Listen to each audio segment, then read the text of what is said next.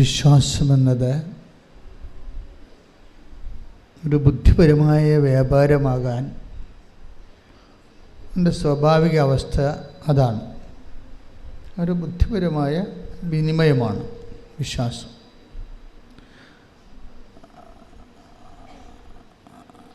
പല കേവല വിശ്വാസങ്ങളുടെയും സ്ഥിതി അതാണ്. അതൊരു ബുദ്ധിപരമായ വിനിമയമായിരിക്കും, പക്ഷെ അത് ഫ്രൂട്ട്ഫുള്ളാകത്തില്ല, വർക്കൗട്ട് ചെയ്യത്തില്ല. ഉടമ്പടിയിൽ നമ്മൾ ചെയ്യുന്നത് വിശ്വാസം എന്ന കേവല ബുദ്ധിപരമായ വിനിമയത്തെ കൺവേർട്ട് ചെയ്യും. എങ്ങനെ കൺവേർട്ട് ചെയ്യും? ഒരു ദൈവസ്നേഹത്തിൻ്റെ എക്സ്പ്രഷൻസാക്കി മാറ്റും. ദൈവസ്നേഹത്തിൻ്റെ പ്രകടനങ്ങൾ നിങ്ങളെപ്പോഴും ശ്രദ്ധിക്കേണ്ടത്, വിശ്വാസ വളർച്ചയിൽ നിങ്ങൾ ബുദ്ധിപരമായ വിനിമയം ഒരു ഇൻ്റലക്ച്വൽ കൺവിക്ഷൻ നമുക്ക് തരും. ദൈവം ഏത് കാലത്ത് ഏത് സമയത്തും എന്നെ സഹായിക്കും, ഞാൻ ദൈവത്തിനെ ആശ്രയിക്കുന്നുണ്ട്, ഇല്ലെങ്കിൽ അതിനേക്കാൾ താഴ്ന്ന് ഞങ്ങളുടെ നാട്ടിലും മാതാവില്ലേ, അങ്ങനെ കുറേ സാക്ഷ്യങ്ങൾ വരുന്നുണ്ട്. ഞങ്ങളുടെ നാട്ടിലും മാതാവുണ്ടല്ലോ, പിന്നെ എന്തിനാണ് കെട്ടിയെടുത്ത് ആലപ്പുഴ പോണത് എന്നങ്ങനെ ചെയ്യുന്നു. അപ്പോൾ അതൊരു കേവല വിശ്വാസമാണ്. കേവല വിശ്വാസം ഉള്ള പ്രശ്നം, ഇപ്പം നിങ്ങളുടെ നാട്ടിൽ നിങ്ങൾ നിന്നാലും ഇവിടെ നിന്നാലും കേവല വിശ്വാസക്കാർക്ക്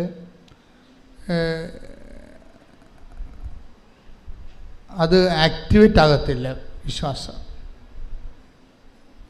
നമ്മൾ റീചാർജ് ചെയ്യാം, പക്ഷേ ആക്ടിവേറ്റ് ആകേണ്ടത് വേറെ ഒരു ഫങ്ഷനാണ് അല്ലേ. മൊബൈലിൽ നമുക്ക് റീചാർജ് ചെയ്യാൻ പറ്റും, പക്ഷേ ആക്ടിവേറ്റ് ആകണത് വേറെ ഒരു ഫങ്ഷനാണ്. അതുപോലെ വി ക്യാൻ ഹാവ് ഫെയ്ത്ത്, പക്ഷെ ആ ഫെയ്ത്ത് ഒരു സാക്ഷ്യത്തിലേക്ക് പ്രവേശിക്കുന്നത് അതിൻ്റെ കണ്ടൻറ്റ് ബേസ് വേറെയാണ്. അതിൻ്റെ അകത്ത് സ്നേഹത്തിൻ്റെ എലമെൻറ്റ്സ് വേണം. ഉടമ്പടിയിൽ പുരോഗമിക്കുന്നുണ്ടെങ്കിൽ നിങ്ങൾ ഇൻട്രോസ്പെക്റ്റ് ചെയ്യേണ്ട ഒരു വിഷയം, എൻ്റെ ഫെയ്ത്ത് കണ്ടൻറ്റിൽ കണ്ടൻറ്റ് ഓഫ് ലവ് ഉണ്ടോ എന്ന് നോക്കണം. നമുക്ക് ആ വിഷയത്തിലൊക്കെ ആധ്യാത്മിക ജീവിതത്തിൽ ഇത്തിരി ബുദ്ധി ഉപയോഗിക്കുന്നത് തെറ്റൊന്നുമില്ല. ഞാൻ നിങ്ങളുടെ വിശ്വാസത്തിൽ കണ്ടൻറ്റ് ഓഫ് ലവ് കൂടുതലാണ് ഉണ്ടോ ഇല്ലയെന്ന് നോക്കണം. എന്നിട്ട് അതിൻ്റെ കുറവാണ് പരിഹരിക്കേണ്ടത്. കുറവ് പരിഹരിച്ച് മാത്രമേ നമുക്ക് വിശ്വാസ പുരോഗതി പ്രാപിക്കാൻ പറ്റത്തുള്ളൂ. അല്ലെങ്കിൽ ഇങ്ങനെ സ്റ്റാറ്റസ് കോ മെയിൻറ്റെയിൻ ചെയ്തു പോകും, തൽസ്ഥിതി നിലനിന്ന് പോകും. നമുക്കൊരു 10 ഡിഗ്രി ഫെയ്ത്ത് ഉണ്ട്, നമ്മളെങ്ങനെ തലകുത്തി പോയി. ഇപ്പോൾ നിങ്ങൾക്ക് അതിൻ്റെ അകത്ത് ഈ കൃപാസനത്തിൽ വന്ന് എൻ്റെ പേരിൽ രോഗികളെ ശുശ്രൂഷിക്കാം, വീട്ടിലെ സഹായം കൊടുക്കാം, അമ്മയെ സഹായിക്കാം, അല്ലെങ്കിൽ അപ്പനെ സഹായിക്കാം, പിന്നെ പാവപ്പെട്ടവരെ സഹായിക്കാം. പക്ഷേ ഇങ്ങനെയൊക്കെ സഹായിച്ചാലും ചില സമയത്ത് നിങ്ങളുടെ വിശ്വാസത്തിനൊരു വളർച്ച ഉണ്ടാകാൻ ചിലപ്പോൾ സാധ്യതയുണ്ടാകത്തില്ല. അതെന്തുകൊണ്ടാണ്? അത് നിങ്ങൾ ടെക്നിക്കലി ഫങ്ഷനിലായതുകൊണ്ടാണ്, സാങ്കേതികമായിട്ട് ഫങ്ഷനിലാകുന്നത് കൊണ്ടാണ്. സാങ്കേതികമായിട്ടല്ല എൻ്റെ അത് വരണത്. ഇപ്പം നിങ്ങൾ രോഗികളെ കാണുന്നുണ്ടെങ്കിൽ, ഇപ്പം ചിലരൊക്കെ എന്തുമാത്രം, അതായത് കൃപാസനത്തിൽ ഇത്രയും ദൈവാനുഗ്രഹം നിറഞ്ഞു നിൽക്കാൻ കാരണം ഉടമ്പടി എടുത്തവരെല്ലാവരും ലോകത്തിൻ്റെ എമ്പാടും പോയി ആശുപത്രികളിലും അനാഥാലയങ്ങളിലും ഹോസ്പിസുകളിലും അതുപോലെ തന്നെ കുടുംബങ്ങളിലുമൊക്കെ പോയി ആൾക്കാരെ ശുശ്രൂഷിക്കുകയും ഭക്ഷണം കൊടുക്കുകയും പണം കൊടുക്കുകയും അവിടെ നിന്ന് വസ്ത്രം കഴുകി കൊടുക്കുകയും അങ്ങനെ സൽപ്രവൃത്തികളുടെ ഒരു പ്രളയമാണ് ഈ ഉടമ്പടി അഴിച്ചു വിട്ടിരിക്കുന്നത്. അവരുടെ സൽപ്രവർത്തികളുടെ ആസ്തി ആ ഉടമ്പടിയുടെ പൊതു ഖജനാവിലെ ടാപ്പ് ചെയ്യുന്നവർക്ക് ഈ കൃപാസനത്തിൻ്റെ പൊതു ദൈവാനുഗ്രഹം ലഭിക്കും. തീർച്ചയായിട്ടും അതുകൊണ്ടാണ് കൃപാസനത്തിലെ കാല് കുത്തുമ്പോഴൊക്കെ ചില ആൾക്കാർ അനുഗ്രഹിക്കപ്പെടുന്നെന്ന് പറഞ്ഞതിൻ്റെ കാരണം ഇതിൻ്റെ പൊതുവായിട്ടുള്ള ആധ്യാത്മികമായിട്ടുള്ള ആസ്തികളാണ്. എപ്പോഴും നമ്മൾ ശ്രദ്ധിക്കേണ്ട കാര്യം ഈ കാര്യത്തിൽ കുറച്ച് റീസണബിൾ ആകണം. ഒരു വൈകാരികം എന്നതിനേക്കാൾ ഉപരി ഫെയ്ത്ത് മുന്നോട്ട് വെക്കുന്ന ഒരു റീസണുണ്ട്. വിശ്വാസം മുന്നോട്ട് വെക്കുന്ന ഒരു റീസണുണ്ട്, യുക്തിയുണ്ട്. അത് ഒരു പക്ഷേ നമ്മൾ പറയുന്ന സെക്കുലർ യുക്തിയല്ല, അത് മരിയൻ യുക്തി എന്നാണ് ഞാൻ പറയേണ്ടത്. മരിയൻ റീസൺ അങ്ങനെ ഒരു സംഭവമാണ്, ആധ്യാത്മിക ജീവിതത്തിലുള്ള സംഭവമാണ് മരിയൻ റീസൺ. എന്താ മരിയൻ റീസൺ? അപ്പോൾ മരിയൻ റീസൺ എന്ന് പറയുമ്പോൾ, ഉദാഹരണത്തിന് അവർക്ക് വീഞ്ഞില്ല എന്ന് അമ്മ പറയുന്നു, ഈശോയോട് പറയുന്നു അല്ലേ. ഫസ്റ്റ് റെസ്പോൺസ് എന്താണ് ഈശോയുടെ ഫസ്റ്റ് റെസ്പോൺസ് എന്താ? എനിക്ക് നിനക്കും എന്ത്. സെക്കൻഡ് റെസ്പോൺസ് എന്താണ്? എൻ്റെ സമയം ഇനിയും ആഗതമായിട്ടില്ല. അപ്പോൾ ഈ ഫസ്റ്റ് റെസ്പോൺസും സെക്കൻഡ് റെസ്പോൺസും ഉദ്ദേശിച്ച നെഗറ്റീവ് ആൻസറാണ് വരണത് അല്ലേ. നെഗറ്റീവ് അല്ലേ, ആ വിഷയം നടക്കത്തില്ലെന്ന് ഉറപ്പല്ലേ. Then why mother is waiting for the answer? പിന്നെ എന്തുകൊണ്ടാണ് അമ്മ നിൽക്കുന്നത്? അതാണ് വിഷയം. അതാണ് മരിയൻ റീസൺ എന്ന് പറയുന്നത്. എന്താണ്? അമ്മയ്ക്ക് വിശ്വാസത്തെക്കാളുപരി ഈശോയോട് സ്നേഹമുണ്ട്. ശ്രദ്ധിക്കട്ടെ. ഹല്ലേലൂയ.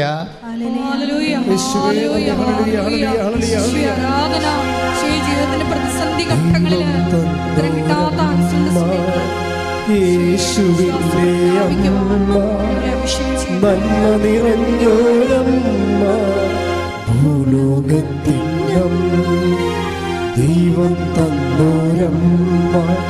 യേശുവിന്റെ അമ്മ നന്മ നിറഞ്ഞോരമ്മ ഭൂലോകത്തിനമ്മ.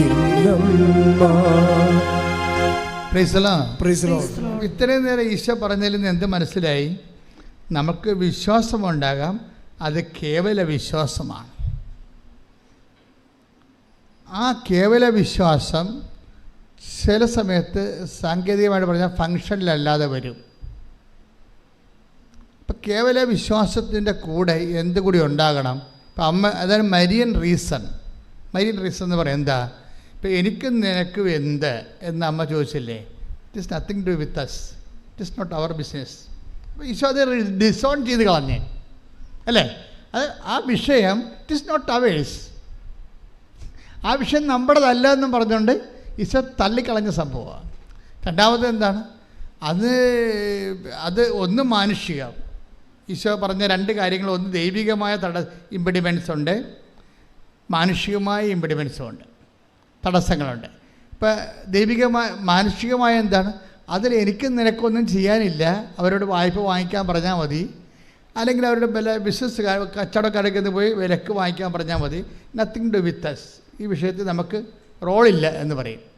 അത് first reason over. Second reason എന്താണ്? Second reason ദൈവികമാണ്.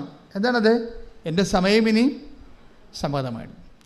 അപ്പോൾ നമ്മൾക്ക് ദൈവത്തിന് ഉത്തരം തരണമെങ്കിൽ ചില സമയത്ത് രണ്ട് തടസ്സങ്ങൾ വരാൻ സാധ്യത ഉണ്ടാകും. മാനുഷികമായിട്ട് അത് നമുക്ക് ചിലപ്പോൾ പ്രയോജനപ്പെടത്തില്ല എന്ന് വരാം.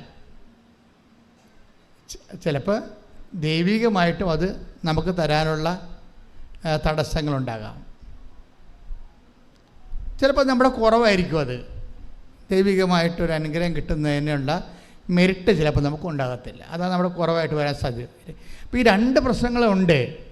ഇതെല്ലാം ഇപ്പം നിങ്ങൾ ഉടമ്പടി വച്ചിരിക്കുന്ന എല്ലാ വിഷയങ്ങൾക്കും ഇത് രണ്ടും ബാധകമാണ്. ചിലപ്പോൾ അത് മാനുഷികമായ തടസ്സം ഉണ്ടാകും, ചിലപ്പോൾ ദൈവികമായ തടസ്സമുണ്ടാകും.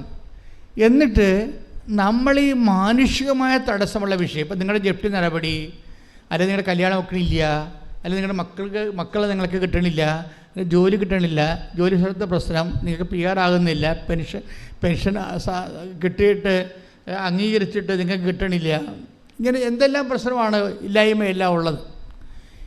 അതല്ല, ഈ പ്രശ്നങ്ങളെല്ലാം എന്തിൻ്റെങ്കിലും ഒരു ആബ്സെൻസാണ്. പ്രശ്നങ്ങളെല്ലാം എന്തിൻ്റെ ആബ്സെൻസ് ആകും? പ്രശ്നങ്ങളെല്ലാം നമുക്കുണ്ടാകുന്ന പ്രശ്നങ്ങൾ, ജപ്തി ആയാലും എന്ത് സംഭവമായാലും എല്ലാ പ്രശ്നങ്ങളും എന്തിൻ്റെങ്കിലും ഒരു ആബ്സെൻസാണ്, എന്തെങ്കിലും ഒരു പോരായ്മയാണ്. ഇപ്പോൾ രോഗമാണത് ആരോഗ്യത്തിൻ്റെ പോരായ്മ, ഇല്ലായ്മയാണല്ലോ. ഇതിനെ എല്ലാത്തിനും ഇങ്ങനെ പ്രശ്നങ്ങളെല്ലാം ഇല്ലായ്മ എന്നുള്ള രീതിയിലാണ് ബൈബിൾ അപ്രോച്ച് ചെയ്യണത്. ദാറ്റ് മീൻസ് ബൈബിൾ ഇല്ല എന്ന് പറഞ്ഞാൽ എൻ്റെ അർത്ഥം മെരിറ്റ് ഇല്ലെന്ന് എൻ്റെ അർത്ഥം. ബൈബിളിൻ്റെ രീതിയാണല്ലോ പറയേണ്ടത്. ഒരു ഇല്ലായ്മ. ഇപ്പോൾ അമ്മ എന്താ പറയണത്? അവർക്ക് വീഞ്ഞ് ഇല്ല. അവിടെ പ്രശ്നത്തെ മുഴുവന് അഭിമാന പ്രശ്നം ഉണ്ടായതിൻ്റെ അകത്ത് നാണം കെട്ടി അവിടെ നിന്ന് പിരിയത്തുള്ള ആ വിഷയം. പക്ഷെ അവർക്ക് ആ നാണം കെട്ടി പിരിയാൻ സാധ്യതയുള്ള വിഷയമാണത്. അപമാന പ്രശ്നമുണ്ടതിൻ്റെ അകത്ത്. നമ്മുടെ എല്ലാ വിജയമയുടെ മുമ്പിൽ നമ്മൾ ടെൻഷൻ അടിക്കണ എന്താ കാര്യം? നമ്മൾ ടെൻഷൻ അടിക്കാൻ കാര്യം അതൊരു അപമാനമായിട്ട് മാറുമോ ഇല്ലയോ എന്ന് നമുക്ക് ബുദ്ധിമുട്ടുള്ളത് കൊണ്ടാണ് നമ്മളത് വിഷയമാക്കുന്നത്. ഇങ്ങനെയുള്ള എല്ലാ വിഷയവും മൂടി വെച്ചുകൊണ്ട് അതിനെ അഡ്രസ്സ് ചെയ്യണത് സിംഗിൾ വാക്കിലാണ്. They have no wine. അവർക്ക് വീഞ്ഞ് ഇല്ല. അതിൻ്റെ ഉത്തരം വളരെ വ്യക്തമാണ്. അതിന് 2 ഇമ്പഡിമെൻറ്റ്സ് ഉണ്ട്, 2 തടസ്സങ്ങളുണ്ട്. ഒന്ന്, മാനുഷികമായി അത് വലിയ കാര്യം അല്ല. അതാണ് എനിക്കും നിനക്കും എന്ത്, അവർക്ക് പർച്ചേസ് ചെയ്യാവുന്ന വിഷയമേ ഉള്ളൂ. അല്ലെങ്കിൽ അവർക്ക് ലെൻറ്റിന് അവർക്ക് ഹയർ ചെയ്യാം, അത്രേ ഉള്ളൂ. നമ്മളതിൻ്റെ അകത്ത് ഇൻവോൾവ് ചെയ്യേണ്ട കാര്യമില്ല. It is none of our business എന്ന രീതിയിലാണ് അതിൻ്റെ ഫസ്റ്റ് ആൻസർ വരണത്. സെക്കൻഡ് ആൻസർ എന്താ പറയണത്? സെക്കൻഡ് ആൻസർ പറയണത് എൻ്റെ സമയം ഇനി സമാഗതമായ ദൈവികമായ തടസ്സങ്ങളാണ്ട് വേണം. ദൈവികമായി നീ അത് നിനക്ക് സ്വീകരിക്കാനുള്ള സമയമായിട്ടില്ല. ഈ അനുഗ്രഹം ഭൗതികമാണ്, പക്ഷേ ദൈവികമായിട്ട് നിനക്കത് സ്വീകരിക്കാനുള്ള സമയമായിട്ടില്ല. അപ്പോൾ ഇങ്ങനെ 2 ഇമ്പഡിമെൻറ്റ്സ് വന്ന സ്വാഭാവികമായിട്ട് എന്താ പറയേണ്ടത്? ആ ഒരു പ്രെയറിനോട് ഗുഡ് ബൈ പറഞ്ഞ് ബുദ്ധിയും ബോധമുള്ളവർ പോകും. പക്ഷേ എന്തുകൊണ്ട് മറിയം എന്താ ചെയ്യണത്? മറിയം അതിനെ വെയിറ്റ് ചെയ്യാൻ, എന്നിട്ട് മറിയം അതിനെ പരിശുദ്ധാത്മാവിൻ്റെ നിറവിൽ ഒരു പുതിയ പോംവഴി കണ്ടുപിടിക്കുകയാണ്. എന്താണ് അത്? കവനൻ്റൽ ഫോർമുലയാണ് അവിടെ ഉപയോഗിക്കുന്നത്. നമുക്കിത് ഇപ്പോൾ ഈ കാലങ്ങളിലല്ലേ മനസ്സിലായത്. നമ്മൾ വെള്ളം കോരാൻ പറഞ്ഞപ്പോൾ വെള്ളം കോരി, വിറക് കൊട്ടാൻ പറഞ്ഞാൽ വിറക് കെട്ടി, എന്തൊക്കെ പറഞ്ഞാലും നമ്മൾ വായിച്ചുകൊണ്ടും പ്രസംഗിച്ചുകൊണ്ടും പോയത്. ഇപ്പോഴല്ലേ നമ്മൾ മനസ്സിലാക്കണത് ഈ നടക്കാത്ത കാര്യം നടക്കാൻ കവനൻ്റ് ഫോർമുലയാണ് ഉപയോഗിക്കേണ്ടതെന്ന് മനസ്സിലായി. ഇത് പുതിയത് മറിയത്തിൻ്റെ ഫോർമുല അല്ല. ഏജ് ഓൾഡായിട്ട് ബൈബിള് ദൈവത്തിനെ മനുഷ്യൻ്റെ ജീവിതത്തിലേക്ക് ഇറക്കിക്കൊണ്ട് വരുന്നതിന് വേണ്ടി ഉപയോഗിക്കുന്നതാണ് ബൈലാറ്ററൽ എഗ്രിമെൻ്റ് മെത്തേഡ്. ഈ ബൈലാറ്ററൽ എഗ്രിമെൻ്റ് മെത്തേഡിലൂടെ എന്താണ് ശരിക്കും പറയുന്നത്? ഇത് ആക്ടിവേറ്റ് ചെയ്യണമെങ്കിൽ എന്ത് വേണം? You must have A certain amount of level of love. നമുക്കറിയാം. അതാണ് ഞാൻ പറഞ്ഞത്, നിങ്ങളുടെ സൽപ്രവൃത്തികൾ ഇനി ഫുൾ കണ്ടു. അതാർക്കും ചെയ്യാം. സൽപ്രവൃത്തികൾ ചെയ്യണമെന്നുണ്ടെങ്കിൽ നമ്മൾക്ക് എപ്പോഴും വരേണ്ട ഒരു വിഷയം, നമ്മൾ ഗുഡ് വർക്ക്സ് എന്നാണ് പറയണത് സൽപ്രവൃത്തിയെ. പക്ഷേ ബൈബിൾ ശരിക്കും ദൈവത്തിൻ്റെ മൈൻഡ് ആണ് നമ്മൾ തർജ്ജമ ചെയ്യണമെന്നുണ്ടെങ്കിൽ ഈ സൽപ്രവൃത്തികൾ ഗുഡ് വർക്കുകൾ അല്ല. ശരിക്കും പറഞ്ഞാൽ ദാറ്റ് ഈസ് ഗ്രേസ്ഫുൾ വർക്കാണ്, ഗ്രേസ് ഗിവിങ് വർക്ക്സിനാണ് ഈ പറയുന്ന ബൈബിൾ എപ്പോഴും സൽപ്രവൃത്തികളുടെ ഇവിടെ കുറഞ്ഞിട്ടാണോ ക്രിസ്തു ആഗതനാകേണ്ടി വരണത്? ക്രിസ്തുവിന് മുമ്പ് എത്രയോ സൽപ്രവർത്തികൾ ചെയ്ത മനുഷ്യർ ഈ ഭൂമിയിലുണ്ട്. സോക്രട്ടീസൊക്കെ നല്ല മനുഷ്യരല്ലായിരുന്നോ? എന്താ അവർക്ക് കുഴപ്പം? പക്ഷെ അവിടുത്തെ പ്രോബ്ലം, ബൈബിൾ അങ്ങനെ ഒരു സൽപ്രവൃത്തികൾ വർദ്ധിപ്പിക്കാൻ വേണ്ടിയല്ലോ ഈ ഭൂമിയിൽ ക്രിസ്തു ആഗതനായത്. പിന്നെ എന്താണ്? കൃപാവര പ്രവർത്തനങ്ങളാണ്. ഈ സൽപ്രവൃത്തിയും കൃപാവര പ്രവർത്തിയും തമ്മിൽ ഇപ്പം ഒത്തിരി വ്യത്യാസമുണ്ട്.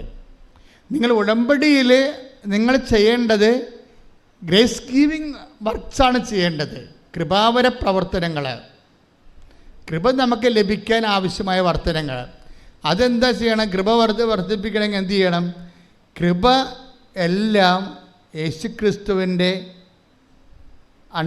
നെയിമിൻ്റെ അണ്ടറിലാണ് കൃപയെല്ലാം വരണത്. കൃപയെന്ന് പറഞ്ഞാൽ എന്താണ്?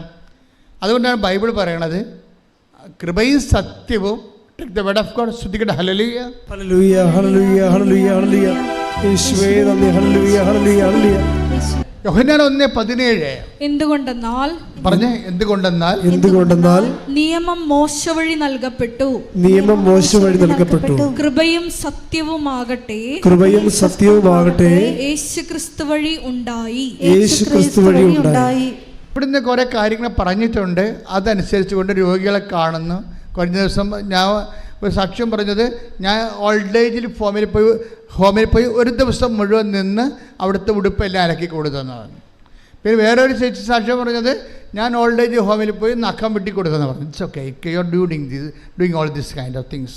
ഇതെല്ലാം നല്ല സന്തോഷത്തോടെ ഇങ്ങനെ ചെയ്യുന്നുണ്ട്. സന്തോഷമുണ്ട്, നന്ദിയുണ്ട്. പക്ഷേ ഇതെല്ലാം സൽപ്രവൃത്തികളാണ്. ഈ സൽപ്രവൃത്തികളിൽ നിന്ന് നമുക്ക് കൃപ ഡ്രോൺ ചെയ്യണമെന്നുണ്ടെങ്കിൽ നിങ്ങൾക്ക് വേറെ ഒരു കാര്യം കൂടി വേണം. എന്താ വേണ്ടത്?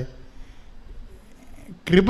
സൽപ്രവൃത്തികളിൽ ഈ നിങ്ങൾ ചെയ്ത കാര്യങ്ങളെ ക്രിസ്തുവിനെ മാറ്റി നിർത്തിയും ചെയ്യാൻ പറ്റും. ലോകത്ത് എന്തുമാത്രം ആൾക്കാർ ചെയ്യുന്നുണ്ട് ഇല്ലേ? റോട്ടറി ക്ലബ്ബുകാരെ കണ്ണ് വരെ വെച്ച് കൊടുക്കുന്നുണ്ട് ഇല്ലേ? അപ്പം അങ്ങനെ എന്തോ ക്ലബ്ബുകാർ ചെയ്യുന്നുണ്ട്. നാട്ടിൽ എന്തുമാത്രം അയൽക്കൂട്ടങ്ങളും അതുപോലെ തന്നെ പല പലതരമുള്ള പാർട്ടി സംഘങ്ങളും ഒക്കെ പല കാര്യങ്ങളും മനുഷ്യർക്ക് വേണ്ടി ചെയ്യുന്നുണ്ട്. ഇതെല്ലാം സൽപ്രവൃത്തികളാണ്. പക്ഷേ ഒരു ക്രൈസ്റ്റ് സെൻട്രിക് ആയിട്ടുള്ള ഒരു ആധ്യാത്മികത ചര്യം അനുവർത്തിക്കുന്നവരെ കേവലം സൽപ്രവൃത്തികളല്ല നമ്മൾ ലക്ഷ്യം വെക്കുന്നത്, കൃപാവര പ്രവൃത്തികളാണ്. എന്താ കാര്യം? കൃപയും സത്യവും അവൻ വഴി ഉണ്ടായി. അപ്പം കൃപാവര സത്യങ്ങൾ, കൃപാവര പ്രവൃത്തികൾ ചെയ്യാൻ, ഇപ്പം സൽപ്രവൃത്തികളും കൃപാവര പ്രവൃത്തികളും നമ്മൾ വ്യത്യാസം എന്താ? സൽപ്രവൃത്തികൾ മനുഷ്യൻ്റെ പേരിലാണ് ചെയ്യണത്. ചിലർ നല്ല പേരെടുക്കാൻ ചെയ്യും, ചിലർ കൂടുതൽ വോട്ട് കിട്ടാൻ വേണ്ടി ചെയ്യും, ചിലത് ജനകീയ അടിത്തറ ഉണ്ടാക്കാൻ വേണ്ടി ചെയ്യും, ചിലത് അവരുടെ കള്ളത്തരങ്ങളെ പുറത്തറിയാൻ അവരുടെ ഒരു പുതിയൊരു ഫേസ് കാണിക്കാൻ വേണ്ടി സമൂഹത്തിന് വേറൊരു സംഭവം. അങ്ങനെ ഓരോരോ ലക്ഷ്യങ്ങളാണ് ഈ സൽപ്രവൃത്തികൾക്കുള്ളത്. പക്ഷെ കൃപാവര പ്രവൃത്തി അതല്ല. കൃപാവര പ്രവൃത്തി എന്ന് പറയണത് ക്രിസ്തുവിൻ്റെ നാമത്തിൽ ക്രിസ്തുവിന് വേണ്ടി മാത്രം മഹത്വം കൊടുത്തുകൊണ്ട് ചെയ്യണതാണ്. ക്രിസ്തുവിൻ്റെ നാമത്തിൽ ചെയ്യണം. അതിൻ്റെ 10% ഗ്ലോറി ക്രിസ്തുവിന് മാത്രമാണ്. അതുകൊണ്ടാണ് ബൈബിൾ പറയണത് വലത് കൈ ചെയ്യണത് ഇടത് കൈ അറിയരുത്. മനുഷ്യൻ അറിയരുതെന്നായി പറയണത്. മനുഷ്യന്മാർ അറിയരുതെന്നാണ് പറയണത്. പക്ഷേ മനുഷ്യന്മാർ അറിയുന്ന വെച്ചാൽ എല്ലാ കാര്യവും പാത്തും പതുങ്ങിയും ചെയ്യണമെന്നല്ല. മനുഷ്യൻ അറിഞ്ഞില്ലെങ്കിലും അറിയിക്കാൻ വേണ്ടി നിങ്ങളെ പ്രത്യേകിച്ച് മസിൽ പിടിക്കരുതെന്നതിൻ്റെ അർത്ഥം. ശ്രദ്ധിക്കട്ടെ. ഹല്ലേലൂയ. ചെയ്ത് നിന്റെ മഹത്വത്തിൽ പങ്കുകാരാകുവാൻ ഈ ആരാധനയിലൂടെ ഞങ്ങളെ അഭിഷേകം ചെയ്യണമേ.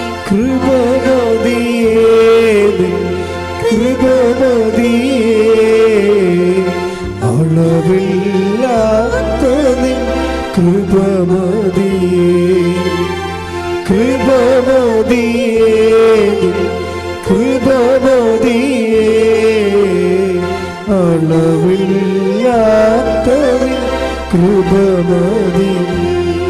ശ്രദ്ധിക്കട്ടെ. ഹല്ലേലൂയ ഹല്ലേലൂയ ഹല്ലേലൂയ. യേശുവേ നന്ദി. ഹല്ലേലൂയ ഹല്ലേലൂയ ഹല്ലേലൂയ ഹല്ലേലൂയ ഹല്ലേലൂയ. രാജരാജ രാജാധിരാജ പാടി പുകഴ്ത്തിടുമേ, ദിനവും വാഴ്ത്തി പുകഴ്ത്തിടുമേ. രാജരാജ രാജാധിരാജ പാടി പുകഴ്ത്തിടുമേ, ദിനവും വാഴ്ത്തി പുകഴ്ത്തിടുമേ. കൃപമതിയേ കൃപമതിയേ അളവില്ലാത്തതി കൃപമതിയേ. നമ്മൾ കേവല വിശ്വാസത്തിൽ നിന്ന് സൽപ്രവൃത്തികളിലേക്കും പിന്നെ കൃപാവര പ്രവൃത്തികളിലേക്കും സഭ വെളിപാടുകളുടെ പൂർണ്ണതയിലേക്ക് പോകുന്നത് കാലങ്ങൾ കൊണ്ടാണ്, ഒറ്റയടിക്കല്ല. ആദ്യകാലങ്ങളിൽ സഭയ്ക്ക് തോന്നിയത് കേവല വിശ്വാസം മാത്രം മതി എന്നാണ് തോന്നിയത്. ക്രിസ്തുവിലുള്ള കേവല വിശ്വാസം മാത്രം മതി. ഒരു മനുഷ്യന് അവന് റൈച്ചസ് ആകാൻ പറ്റും, നീതീകരിക്കപ്പെടാൻ പറ്റും. ഇപ്പം റോമ 3:28 എടുത്ത് സ്തുതിക്കട്ടെ. ഹല്ലേലൂയ ഹല്ലേലൂയ ഹല്ലേലൂയ ഹല്ലേലൂയ ഹല്ലേലൂയ. യേശുവേ നന്ദി, യേശുവേ സ്തുതി. ഹല്ലേലൂയ. റോമ 3:28 എന്തെന്നാൽ നിയമാനുഷ്ഠാനം കൂടാതെ തന്നെ വിശ്വാസത്താൽ മനുഷ്യൻ നീതീകരിക്കപ്പെടുന്നു എന്ന് നാം അനുമാനിക്കുന്നു. അപ്പം ആദ്യകാലങ്ങളിലുള്ള കൺസെപ്റ്റ് വിശ്വാസം, ക്രിസ്തു എനിക്ക് വേണ്ടി പീഡ അനുഭവിച്ചു, എൻ്റെ പാപത്തിന് പരിഹാരം ചെയ്തു ക്രിസ്തു. അതുകൊണ്ട് തന്നെ ആ ക്രിസ്തുവിൻ്റെ പരിഹാരത്തെ വിശ്വസിച്ച് കഴിഞ്ഞാൽ തീർച്ചയായിട്ടും എനിക്ക് നിത്യരക്ഷ ലഭിക്കുമെന്നുള്ള ഇതിന് ഇനീഷ്യൽ ജസ്റ്റിഫിക്കേഷൻ എന്നാണ് പറയുന്നത്. പ്രാഥമിക നീതീകരണം. ഇപ്പോൾ കത്തോലിക്ക സഭയെ സംബന്ധിച്ചിടത്തോളം 50,000-ഓളം ആതുര കേന്ദ്രങ്ങളുള്ളത്. ഇത് മാത്രമാണ്. അതായത് നമ്മൾ എന്തുമാത്രം ആതുര സേവന കേന്ദ്രങ്ങളാണ് സഭയ്ക്കുള്ളത്. ഒരു പക്ഷേ ലോകത്തെ ഏറ്റവും കൂടുതൽ ആതുര സേവന കേന്ദ്രങ്ങളുള്ള സഭയ്ക്കാണ്. അത് സഭ എന്താ ഫോളോ ചെയ്യണത്? വിശ്വാസം മാത്രം പോരാ, പിന്നെന്താണ്? പ്രവൃത്തി കൂടി വേണം. അത് പറയാൻ കാരണം എന്താണ്? അത് ഈ സെൻറ്റ് പോൾ തന്നെ പിന്നീട് തീത്തോസിലേക്ക് വരുമ്പോൾ, തീത്തോസ് 3:8 എടുത്തേ. തീത്തോസ് 3:8 ഇപ്പറഞ്ഞത് സത്യമാണ്. ഈ പറഞ്ഞത് സത്യമാണ്. ദൈവത്തിൽ വിശ്വസിച്ചവർ സൽപ്രവൃത്തികൾ ചെയ്യുന്നതിൽ ജാഗരൂകരായിരിക്കാൻ വേണ്ടി ഇക്കാര്യങ്ങളിൽ നീ സമ്മർദ്ദം ചെലുത്തണം എന്ന് ഞാൻ ആഗ്രഹിക്കുന്നു. ഇവയെല്ലാം ശ്രേഷ്ഠവും മനുഷ്യർക്ക് പ്രയോജനകരവുമാണ്. അതിൻ്റെ പ്രശ്നത്തിൽ സൽപ്രവർത്തികൾ ആദ്യം വിശ്വാസം മതി എന്ന് പറഞ്ഞ സെൻറ്റ് പോൾ തന്നെ കുറച്ച് കഴിയുമ്പോൾ മാറും. 10 കൊല്ലം കഴിയുമ്പോൾ മാറും. റോമാലേഖനം എഴുതി 56-ലാണ്, ടൈറ്റസ് എഴുതി 66-ലാണ്. 10 കൊല്ലത്തിന് ശേഷം കഴിയപ്പോൾ അദ്ദേഹത്തിന് മനസ്സിലായി വിശ്വാസം മാത്രം പോരാ, പിന്നെന്താണ്? അപ്പോൾ നമ്മൾ ദൈവത്തിൻ്റെ കാര്യങ്ങൾ അറിയണത് ദൈവത്തിലിങ്ങനെ ജീവിക്കുന്ന അനുസരിച്ച് ക്രൊണോളജിക്കലായിട്ട് നമ്മൾ ജീവിച്ച് വരുമ്പോഴല്ലേ ദൈവം ഓരോരോ കാര്യം നമുക്ക് വെളിപ്പെടുത്തി വെളിപാടിൻ്റെ പൂർണ്ണതയിലേക്ക് നമ്മളെ കൊണ്ടുവരണേ. അങ്ങനെ വരാൻ കാരണം എന്താണെന്ന് വെച്ച് കഴിഞ്ഞാൽ, ഇപ്പോൾ AD 56 വിശ്വാസം, ഒരാൾ നീതീകരിക്കപ്പെടുന്നത്, നിത്യരക്ഷ പ്രാപിക്കണത് അയാൾ വിശ്വാസം മൂലമാണെന്ന് മതി. പക്ഷേ അതിനിടയ്ക്ക് യാക്കോബ് ഒരു 5 കൊല്ലം കഴിഞ്ഞപ്പോൾ യാക്കോബ് പറഞ്ഞ് ഇത് നടക്കുമെന്ന് തോന്നുന്നില്ല. യാക്കോബ് ഒരു 60 ആയപ്പോൾ, AD 56 റോമാലേഖനം എടുത്തിട്ട് 60 ആയപ്പോൾ യാക്കോബ് പറഞ്ഞ് അത് പ്രവൃത്തി വേണമെന്ന് പറഞ്ഞ്. അങ്ങനെയാണ് ഈ സൽപ്രവൃത്തി വരണത്. യാക്കോബിന്റെ ലേഖനം എടുത്ത് 2:24 മനുഷ്യൻ വിശ്വാസം കൊണ്ട് മാത്രമല്ല പ്രവൃത്തികളാലുമാണ് നീതീകരിക്കപ്പെടുന്നതെന്ന് നിങ്ങൾ അറിയുന്നു. 56 AD 54 കർത്താവ് മരിച്ച് 56 വർഷം കഴിഞ്ഞപ്പോഴാണ് കേവലമായിട്ട് പറയാം. 56 കർത്താവ് ജനിച്ച് ഒരു 56 വർഷം കഴിയുമ്പോൾ നമ്മൾ സെൻറ്റ് പോളിൻ്റെ ആദ്യത്തെ ലേഖനം പുറത്തു വരുന്നത് റോമ. അവിടെ പറയുന്നത് എന്താണ്? വിശ്വാസം മതി, നമ്മൾ ക്രിസ്തുവിലുള്ള വിശ്വാസം കൊണ്ട് നമ്മൾ നീതീകരിക്കപ്പെടും. അപ്പോസ്തലന്മാരുടെ ഇടയിൽ ചർച്ചയായി. പിന്നെ ജെറുസലേം സൂനദോസ് തുടങ്ങാൻ നേരത്ത് സൂനദോസിൻ്റെ ഇടയ്ക്ക് കൃത്യമായ ഐഡിയ കിട്ടാൻ വേണ്ടി യാക്കോബ്, കർത്താവിൻ്റെ സഹോദരൻ യാക്കോബ് പറഞ്ഞു, വിശ്വാസം മാത്രം പോരാ, സിനഗോഗ് ശ്രദ്ധിക്കണം. ജെറുസലേം സൂനദോസ് നടന്നുകൊണ്ടിരിക്കണം ആദ്യത്തെ. അപ്പോൾ നിങ്ങൾ അവിടെയാണ് യാക്കോബ് അഡ്രസ്സ് ചെയ്യണത്. വിശ്വാസം മാത്രം പോരാ, മറിച്ച് എന്ത് വേണം? പ്രവൃത്തി വേണം. യാക്കോബിൻ്റെ ഈ ലേഖനമാണ് ലോകത്തെ മാറ്റിക്കളഞ്ഞത്. ലോകത്ത് ഇന്ന് കാണുന്ന ഈ സഭയുടെ എല്ലാവിധ ആതുര സേവനങ്ങളെയും, അതുപോലെ തന്നെ അവകാശ പോരാട്ടങ്ങളെയും, അതുപോലെ തന്നെ മനുഷ്യോചിതമായ എല്ലാ നടപടികളെയും ശുശ്രൂഷകളെയും എല്ലാം കുഞ്ഞുങ്ങളെ, ഇപ്പോൾ ഓട്ടിസം ബാധിച്ച കുഞ്ഞുങ്ങളെ, ജന്മന കിടപ്പിലായ കുഞ്ഞുങ്ങൾ, എന്തുമാത്രം കുഞ്ഞുങ്ങളെയാണ്, എന്തുമാത്രം സിസ്റ്റേഴ്സ് നോക്കണത് ലോകം മുഴുവനും. അതെല്ലാം കാര്യം ഈ യാക്കോബിൻ്റെ ലേഖനമാണ്. യാക്കോബിൻ്റെ ലേഖനം എന്ന് പറയുന്നത് വല്ലാത്തൊരു ലേഖനമായിപ്പോയി. അപ്പോൾ അത് സെൻറ്റ് പോൾ പറഞ്ഞതിന് ശേഷം സെൻറ്റ് പോൾ കർത്താവിനെ കണ്ടിട്ടില്ലല്ലേ, അതാണ് പ്രശ്നം. അതിനുശേഷം പക്ഷെ കർത്താവിൻ്റെ കൂടെ നടന്ന ആളാണ് യാക്കോബ്.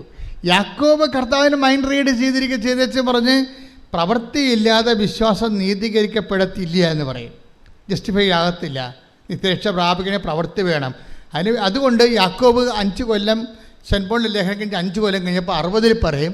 അതൊന്നൊരു വായിച്ച് യാക്കോബ് 2:24 ശ്രുതികണ്ട ഹല്ലേലൂയ. വിശ്വാസം കൊണ്ട് മാത്രമല്ല, പറഞ്ഞേ, വിശ്വാസം കൊണ്ട് മാത്രമല്ല പ്രവൃത്തികളാലുമാണ് നീതീകരിക്കപ്പെടുന്നതെന്ന് നിങ്ങൾ അറിയുന്നു. അപ്പോൾ ജെറുസലേം സൂര്യദോസിൽ തീരുമാനം നിലപാട് കൃത്യമായി. അപ്പോൾ യാക്കോബ് പൗലോസ് അപ്പോസ്തലനും മനസ്സിലായി സഭയുടെ കറക്റ്റ് നിലപാട്. അപ്പോൾ പൗലോസ് അപ്പോസ്തലനും മനസ്സിലായി പ്രവൃത്തിയാണ് മൂലമാണ് വിശ്വാസം നീതീകരിക്കപ്പെടുന്നത്. അപ്പോൾ പിന്നീട് 5 കൊല്ലം കഴിഞ്ഞപ്പോഴാണ് ടൈറ്റസ് ലേഖനം എഴുതുന്നത്. 5 കൊല്ലം കഴിയുമ്പോൾ ടൈറ്റസ് ലേഖനം എഴുതുമ്പോൾ, തീത്തോസിൻ്റെ ലേഖനം എഴുതുമ്പോൾ സെൻറ്റ് പോൾ പറയും, എന്താ പറഞ്ഞിരിക്കുന്നത്? 3:8 ശ്രുതികട ഹല്ലേലൂയ.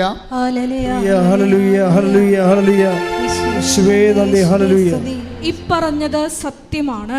ഈ പറഞ്ഞത് സത്യമാണ്. ദൈവത്തിൽ വിശ്വസിച്ചവർ സൽപ്രവൃത്തികൾ ചെയ്യുന്നതിൽ ജാഗരൂകരായിരിക്കാൻ വേണ്ടി ഇക്കാര്യങ്ങളിൽ നീ സമ്മർദ്ദം ചെലുത്തണം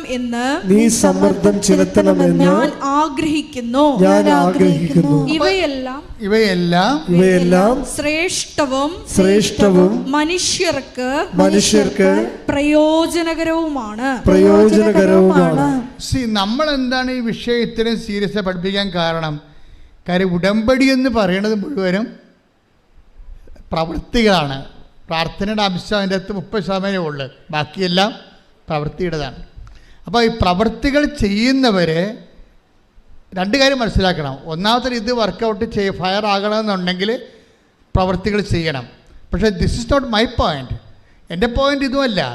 ഞാൻ എന്താ നിങ്ങൾ പറയണത്?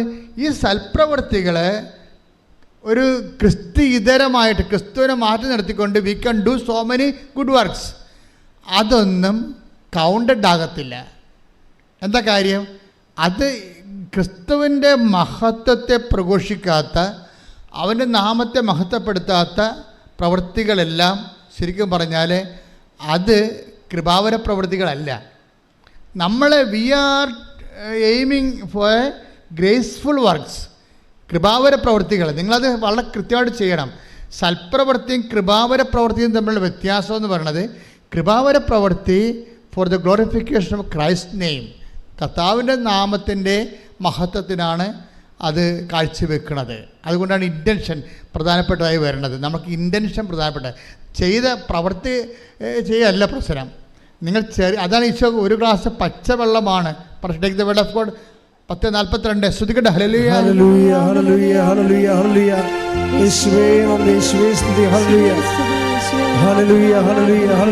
മത്തായി 10:42 ഈ ചെറിയവരിൽ ഒരുവന് ശിഷ്യന് എന്ന നിലയിൽ ഒരു പാത്രം വെള്ളമെങ്കിലും കൊടുക്കുന്നവന് പ്രതിഫലം ലഭിക്കാതിരിക്കുകയില്ലെന്ന് സത്യമായി ഞാൻ നിങ്ങളോട് പറയുന്നു.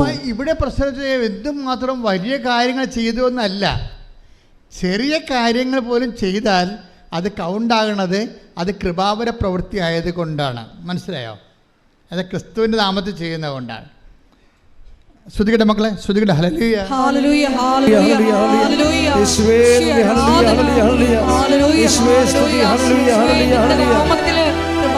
പ്രവൃത്തികൾ ചെയ്ത്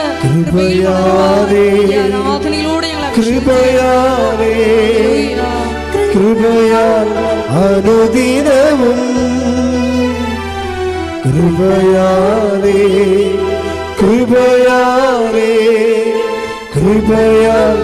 അനുദിനവും. Take the word of God Mathai 25:40.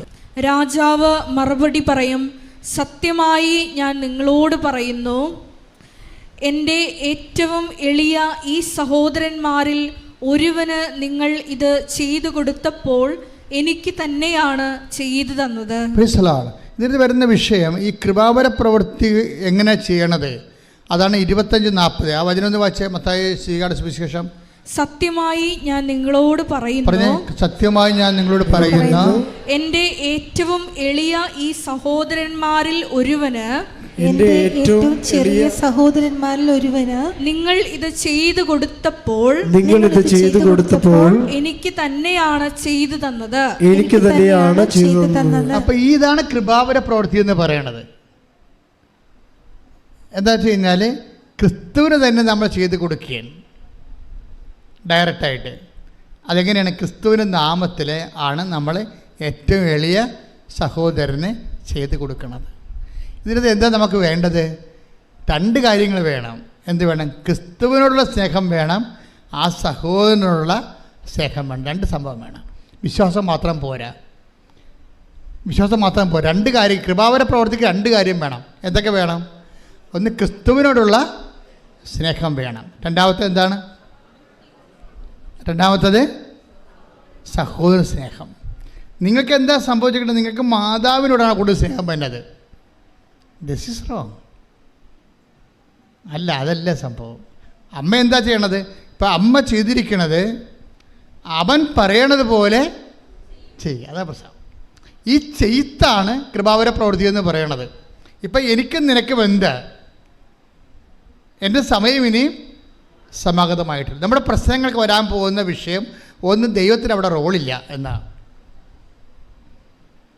നിനക്ക് ജോലി കിട്ടും, അനുസരിച്ച് നീ കല്യാണം കഴിക്കും, നീ കുഞ്ഞുങ്ങളെ ജനിപ്പിക്കും, അവർ പഠിക്കും. ഞാനൊരു വീട്ടിൽ ചെന്നപ്പോൾ ഒരു ഞായറാഴ്ചയാണ് വീട്ടിൽ ചെന്നത്. ഒരു അത്യാവശ്യം ഒരു വിഷയം ഉണ്ടായ കാരണം ഞായറാഴ്ച എനിക്കൊരു വീട്ടിൽ പോകേണ്ടി വന്നു. അവിടെ ചെന്നപ്പോൾ അവിടുത്തെ 2 കുട്ടികളും കാറ്റഗിസത്തിന് പോയിട്ടില്ല അന്ന്. അപ്പോൾ എൻ്റെ സ്വഭാവത്തിന് പിന്നെ അവരുടെമായിട്ടുള്ള ബന്ധങ്ങളും കാര്യങ്ങളല്ല പ്രശ്നം. എനിക്ക് അവരുമായിട്ട് എൻ്റെ കാര്യം ചിലപ്പോൾ നടന്നില്ലല്ലോ. ഞാൻ ചോദിച്ചു, ഈ പിള്ളേരെന്താണ് കാറ്റഗിസിൽ പോകാത്തെന്ന് ചോദിച്ചു. നിങ്ങളൊരു വീട്ടിൽ ഉടമ്പടി എടുത്തവരാണ് നിങ്ങളെങ്കിൽ, നിങ്ങളൊരു വീട്ടിൽ ചെല്ലുമ്പോൾ ഒരു വീട്ടിൽ കാറ്റഗിസത്തിനും പോകാതെയോ കുർബാനയ്ക്ക് പോകാതെ ഒരു വ്യക്തി ഉണ്ടെങ്കിൽ, നിങ്ങൾ ദൈവസ്നേഹമുണ്ടെങ്കിൽ നിങ്ങൾ ചോദിക്കും. അല്ലെങ്കിൽ അവരെന്ത് വിചാരിക്കും, നമ്മളെന്തിനാണ് അവരുടെ കാര്യത്തിൽ ഇടപെടണമെന്ന് ചോദിക്കും. ഇതാണ് ഫസ്റ്റ് സ്റ്റെപ്പ്. ഒരു വ്യക്തിക്ക് ദൈവസ്നേഹമുണ്ടോ ഇല്ലേ എന്ന് അറിയണമെന്നുണ്ടെങ്കിൽ നമ്മൾക്ക് വലിയ കുഴപ്പമില്ല, പൊല്ലാപ്പില്ലാത്ത വിഷയങ്ങൾക്കൊക്കെ നമ്മൾ സേഫായിട്ട് നമ്മൾ ഡേഞ്ചർ സോണിലൊക്കെ ഒരിക്കലും കളിക്കത്തില്ല, സേഫ് സോണിലേ കളിക്കത്തുള്ളൂ. അപ്പോൾ തന്നെ ദൈവത്തിന് അറിയാം. ദൈവത്തിന് നിങ്ങൾ എന്ത് പറഞ്ഞാലും കണ്ണിൽ പൊടിയിടാൻ പറ്റില്ല. കണ്ണിത്തിരി വലുതാണ്, അത്ര കുഴപ്പമാണ്. നമുക്ക് ഇടണ പൊടിക്കൊരു കണക്കില്ലേ? ഇല്ലേ? നമുക്കിടാൻ ദൈവത്തിൻ്റെ കണ്ണിൽ പൊടിയിടാൻ പറ്റരുത്. കാര്യം ദൈവത്തിൻ്റെ കണ്ണിത്തിരി വലുതായി പോയി. നമുക്ക് ഇടണ പൊടിക്കൊരു കണക്കുണ്ടല്ല, അതല്ലേ പ്രശ്നം. അതുകൊണ്ട് എപ്പോഴും നമ്മൾ ശ്രദ്ധിക്കേണ്ട ഒരു വിഷയം വെച്ചാൽ, നിങ്ങൾ ആദ്യം തന്നെ ദൈവസ്നേഹം വർദ്ധിക്കാൻ വേണ്ടി പ്രാർത്ഥിക്കണം. 3:12 എടുത്ത് തെസ്സലോനിക്കൻസ് 1 തെസ്സലോനിക്ക 3:12. ഞങ്ങൾക്ക് നിങ്ങളോടുള്ള സ്നേഹം പോലെ, പറഞ്ഞേ, ഞങ്ങൾക്ക് നിങ്ങളോടുള്ള സ്നേഹം പോലെ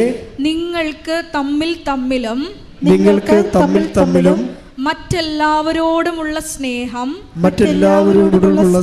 വളർന്ന് സമൃദ്ധമാകാൻ കർത്താവ് ഇടവരുത്തട്ടെ. ഇപ്പം ദൈവത്തിന് റോളുണ്ട് ഇതിൻ്റെ അകത്ത്. നമുക്ക് ലവ് ഓഫ് ഗോഡ് ലെവൽ കുറവാണെങ്കിൽ നിങ്ങൾ അഡ്രസ്സ് ചെയ്യേണ്ട അതാണ്. എൻ്റെ IELTS പാസ്സാക്കണേ, എൻ്റെ IELTS പാസ്സാക്കി ജന്മം പ്രാർത്ഥിച്ചാൽ ദൈവത്തിന് അതുകൊണ്ട് പ്രയോജനമില്ല. ദൈവം പറയും, എനിക്ക് നിനക്ക് എന്താ എന്ന് ചോദിക്കും. ഇതാണ് പ്രശ്നം. എൻ്റെ IELTS പാസ്സാക്കി എൻ്റെ വസ്തു വിൽക്കണേ, എനിക്ക് കല്യാണം നടത്തണേ, എനിക്ക് കുഞ്ഞുങ്ങളുണ്ടാകണമെന്ന് പറഞ്ഞാൽ മാത്രം ഇരുന്ന ദൈവം ചോദിക്കുന്ന ചോദ്യം എന്താണ്? എനിക്ക് നിനക്കും എന്താ? ഇവിടെ എന്താ പ്രശ്നം വെച്ച് കഴിഞ്ഞാൽ, ആദ്യം ലെവൽ വർദ്ധിപ്പിക്കണം. ടെക്നിക്കലായിട്ടാണ് ഉടമ്പടി സമീപിക്കേണ്ടത്. ലെവലിൽ അത് എന്തിനാണ്? ദൈവത്തോടുള്ള സ്നേഹം വേണം, നമുക്ക് പരസ്പര സ്നേഹം ഉണ്ടാകണം. അത് പിന്നെ എന്ത് ചെയ്യണം? പരസ്പര സ്നേഹം ഉണ്ടെന്നും പറഞ്ഞുകൊണ്ട് it is N on going process. എന്താ എഴുതിയിരിക്കണത്?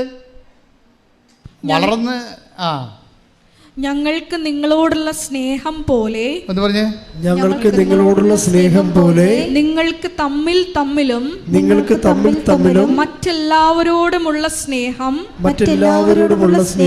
വളർന്ന് സമൃദ്ധമാകാൻ കർത്താവ് ഇടവരുത്തട്ടെ. അപ്പൊ സ്നേഹം കുറഞ്ഞാൽ അതിനകത്ത് റോള് ദൈവത്തിനുണ്ട്, ഉറപ്പല്ലേ? അപ്പം നിങ്ങൾ പ്രാർത്ഥിക്കുമ്പോൾ നിങ്ങളുടെ ലവ് ലെവൽ വർദ്ധിക്കാൻ വേണ്ടി അതിനെ ടാർഗറ്റ് ചെയ്യണം. നിങ്ങൾ ടാർഗറ്റ് ചെയ്യണത് പക്ക മെറ്റീരിയൽ വിഷയമാണ്. ദൈവത്തിന് അതിൻ്റെ അകത്ത് റോളൊന്നുമില്ല. എനിക്ക് നിനക്കും എന്ത് എന്ന് ചോദിക്കുന്നതിൻ്റെ കാരണം അതാണ്. അപ്പോൾ എനിക്ക് നിനക്ക് എന്ത് എന്ന് ചോദിക്കുമ്പോൾ തന്നെ ഒരു മെറ്റീരിയൽ ബെനിഫിറ്റ്സ് നമുക്ക് ലഭിക്കുന്നതിനോടുള്ള കർത്താവിൻ്റെ നിലപാട് it is very evident, it is clear. അറിഞ്ഞ് കളിക്കണം കേട്ടോ. ഈ കളി ഉടമ്പടി ഒരു കളിയാണ്. അവിടെ നമ്മൾ ഇൻവെസ്റ്റ് ചെയ്യുമ്പോൾ സൂക്ഷിച്ച് കൈകാര്യം ചെയ്യണം. കാര്യം ഒരു മെറ്റീരിയൽ ബെനിഫിറ്റ്സ് മാത്രമാണ് ഉദ്ദേശിക്കണമെന്നുണ്ടെങ്കിൽ കർത്താവിൻ്റെ നിലപാട് എന്താണ്? Between us what is it? എനിക്കും നിനക്കും എന്ത്?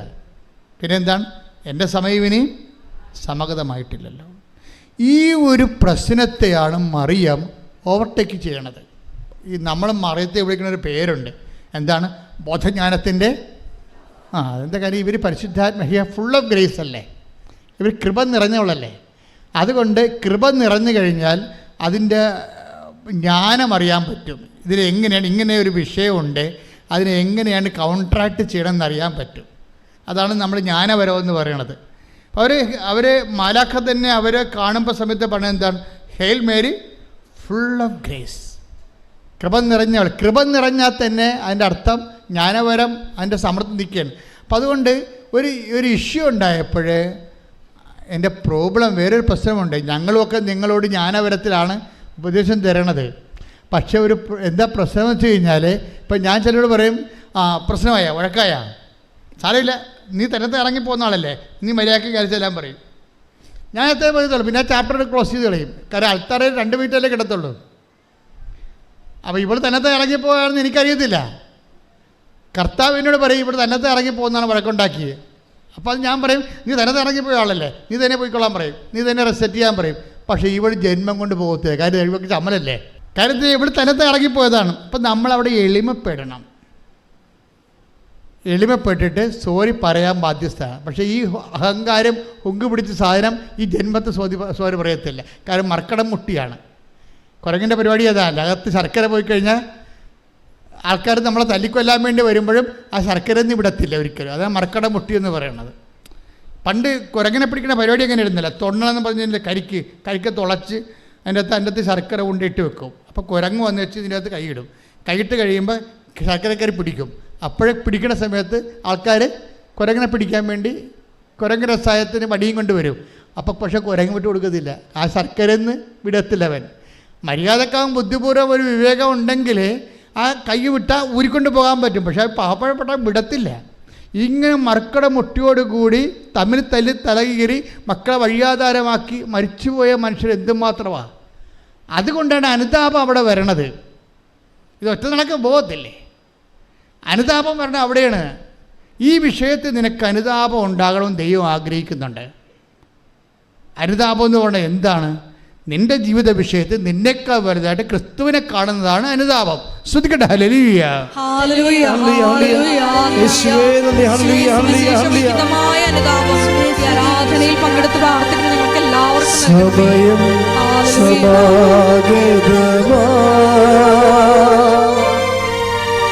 സകലരും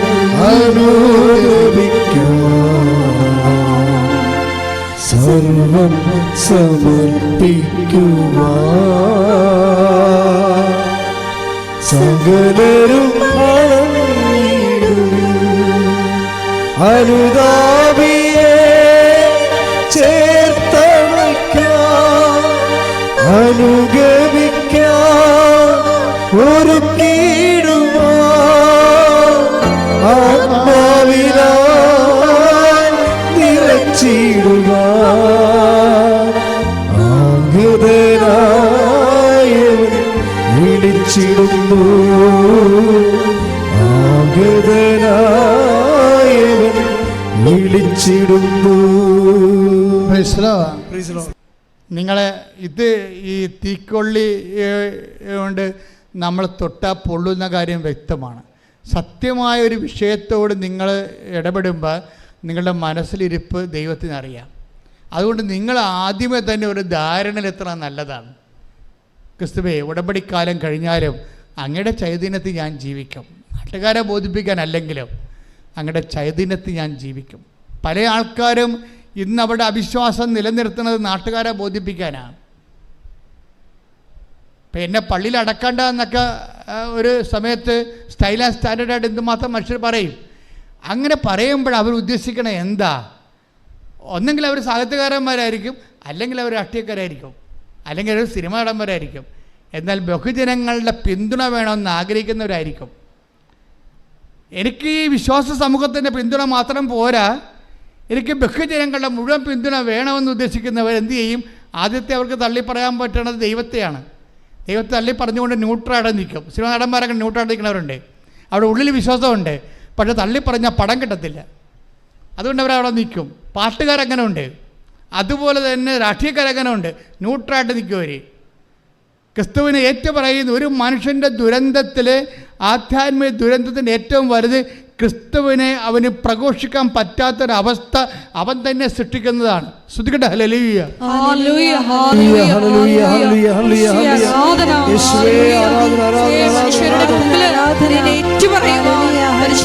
അഭിഷേകത്താൽ ഞങ്ങളെ ഓരോരുത്തരെയും നിറയ്ക്കണമേ. ഹല്ലേലൂയ. കർത്താവാണെന്നും യേശു ദൈവമാണെന്നും ഞാൻ വിശ്വസിക്കുന്നു, ഞാൻ പ്രഖ്യാപിക്കുന്നു. യേശു കർത്താവാണെന്നും യേശു ദൈവമാണെന്നും ഞാൻ വിശ്വസിക്കുന്നു. ഇത് നിത്യത വരെ ചെയ്തുകൊണ്ട് പോകുന്ന കാര്യമാണ്. ഇത് ഓൺഗോയിങ് ജസ്റ്റിഫിക്കേഷൻ എന്ന് പറയും. എന്ന് വെച്ച് കഴിഞ്ഞാൽ ഒരു തുടർ നീതീകരണ പ്രക്രിയ. അദ്ദേഹം പറയാണ്, എവിടെയാണ് ഇത്? നമുക്ക് IELTS പാസ്സായ പോരാ, കാനഡയിൽ പോകാനേ പറ്റത്തുള്ളൂ. കാനഡ കഴിഞ്ഞ രാജ്യങ്ങളുണ്ട്, അതിൻ്റെ പേര് ദൈവരാജ്യം എന്നാണ്. ശ്രദ്ധിക്കട്ടെ. ഹല്ലേലൂയ,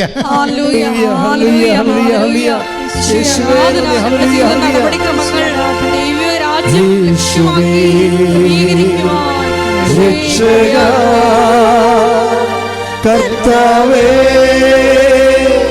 നാഥനേ, യേശുവേ, രക്ഷക, കർത്താവേ, നാഥനേ. അവസാന നീതീകരണം ലഭിക്കണവരെ ഒരാത്മാവ് അസ്വസ്ഥമായിരിക്കും. സത്യമായ ദൈവത്തെ കണ്ടെത്തിയ മനുഷ്യരെ അവസാനത്തെ നീതീകരണം കിട്ടുന്നത് എപ്പോഴാണ്? 25:34. അനന്തരം രാജാവ് പറഞ്ഞേ. അനന്തരം രാജാവ് തന്റെ വലതുഭാഗത്തുള്ളവരോട് അരുളി ചെയ്യും, തന്റെ വലതുഭാഗത്തുള്ളവരോട് അരുളി ചെയ്യും, എന്റെ പിതാവിനാൽ അനുഗ്രഹിക്കപ്പെട്ടവരെ, എന്റെ പിതാവിനാൽ അനുഗ്രഹിക്കപ്പെട്ടവരെ, വരുവിൻ, വരുവിൻ. ലോകസ്ഥാപനം മുതൽ നിങ്ങൾക്കായി സജ്ജമാക്കിയിരിക്കുന്ന രാജ്യം അവകാശപ്പെടുത്തുവിൻ. ഇതാണ് ലാസ്റ്റ് ജസ്റ്റിഫിക്കേഷൻ. നിങ്ങൾക്കായി ഒരുക്കിയിരിക്കുന്ന രാജ്യം അവകാശപ്പെടുത്താൻ പറയണത് വരെ we are in the process of justification. നീതികണ്ഠത്തിൻ്റെ പ്രോസസ്സാണ്. അച്ഛൻ എന്താ ഇങ്ങനെ പറയണമെന്ന് ചോദിച്ചു കഴിഞ്ഞാൽ, നിങ്ങളൊരു ഒക്കേഷണൽ ജസ്റ്റിഫിക്കേഷന് വേണ്ടി കുറച്ച് സൽപ്രവൃത്തികൾ ഇപ്പം ചെയ്യുകയാണ്. ഇതിനകത്ത് വരുന്നവർ ഇതുകൊണ്ട് ഉടമ്പടി ലാഗ് ചെയ്യണതിൻ്റെ കാരണം, ഒന്ന്, നിങ്ങൾ ഇതുകൊണ്ട് അവസാനിപ്പിക്കാൻ പോകുന്ന ദൈവത്തിന് അറിയാം. രണ്ട്, നിങ്ങളിത് ചെയ്യണ ദൈവസ്നേഹത്തോടെ അല്ല. അപ്പം പിന്നെ ഇതിന് ഓവർകം ചെയ്യാനുള്ള മാർഗം എന്താണ്? ദൈവത്തോട് നേരത്തെ മുൻകൂർ ജാമ്യം പറയണം. ഞാൻ ഇതുകൊണ്ട് ക്രിസ്തീയ ജീവിതം അവസാനിപ്പിക്കത്തില്ല, ഞാൻ ദൈവസ്നേഹത്തോട് മാത്രമേ എൻ്റെ ജീവിതം ചെയ്യത്തുള്ളൂ. പക്ഷേ ഇങ്ങനെ നൗ ആൻഡ് ദെൻ ആയിട്ടൊരു വ്യക്തിക്ക് അത് ഐഡിയലല്ല. നൗ ആൻഡ് ദെൻ, അപ്പോഴും ഇപ്പോഴൊക്കെ ആയിട്ട് കുറച്ച് സൽപ്രവൃത്തികൾ ചെയ്ത് അത് ഫങ്ഷനായിട്ട് മാറ്റാം. പക്ഷേ മിഷനായിട്ടാണ് ഇത് വരേണ്ടത്. എന്താ കാര്യം വെച്ച് കഴിഞ്ഞാൽ, നാം ഇപ്പം ക്രിസ്തീയ ജീവിതം യോഹന്നാന്റെ സുവിശേഷം 14:15 എടുത്ത് ശ്രദ്ധിക്കട്ടെ. ഹല്ലേലൂയ, ഹല്ലേലൂയ, ഹല്ലേലൂയ, ഹല്ലേലൂയ, ഹല്ലേലൂയ. യേശുവേ നന്ദി. ഹല്ലേലൂയ, ഹല്ലേലൂയ. യേശുവേ സ്തുതി. ഹല്ലേലൂയ. 14:15. യോഹന്നാൻ 14:15. നിങ്ങൾ എന്നെ സ്നേഹിക്കുന്നുവെങ്കിൽ പറഞ്ഞ് നിങ്ങൾ എന്നെ സ്നേഹിക്കുന്നെങ്കിൽ എന്റെ കൽപ്പന പാലിക്കും. എന്റെ കൽപ്പന പാലിക്കും. അടുത്ത വചനം വായിച്ചേ. ഞാൻ പിതാവിനോട് അപേക്ഷിക്കുകയും എന്നേക്കും നിങ്ങളോട് കൂടെ ആയിരിക്കാൻ മറ്റൊരു സഹായകനെ അവിടുന്ന് നിങ്ങൾക്ക് തരികയും ചെയ്യും. അപ്പൊ ഒന്ന്, ഈ കാര്യങ്ങളെല്ലാം 14-15 അനുസരിച്ചാണ് ചെയ്യേണ്ടത്. എന്താണ്? ദൈവസ്നേഹത്തോടെയാണ് ചെയ്യേണ്ടത്. അങ്ങനെ ദൈവസ്നേഹത്തോട് ചെയ്തു കഴിഞ്ഞാൽ ക്രിസ്തു നമ്മളിൽ വസിക്കുന്നത് അവൻ്റെ ആത്മാവോട് കൂടിയായിരിക്കുമെന്നാണ് കർത്താവിൻ്റെ വെളിപ്പെടുത്തൽ, വചനത്തിൻ്റെ വെളിപ്പെടുത്തൽ. പ്രാർത്ഥിക്കുക. കർത്താവായ ദൈവമേ, അപ്പോഴും ഇപ്പോഴും നല്ല പ്രവൃത്തികൾ ചെയ്യുന്ന കാര്യം കാണാനുള്ള കാര്യപരിപാടിയേക്കാൾ സത്യസന്ധമായി ജീവിതം സുവിശേഷ സ്നേഹത്താൽ ദൈവസ്നേഹത്തോടെ പുനഃക്രമീകരിച്ചുകൊണ്ട് കൃപയിൽ നിറയുവാൻ വളരുവാൻ എന്നെ അഭിഷേകം ചെയ്യട്ടെ.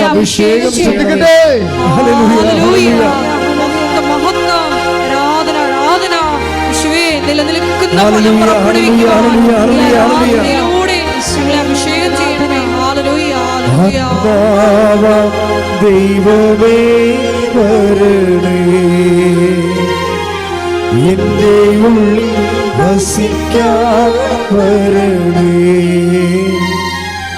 ആത്മാവ ദൈവമേ വരണേ, എന്റെ ഉള്ളിൽ വസിക്കാൻ വരണേ.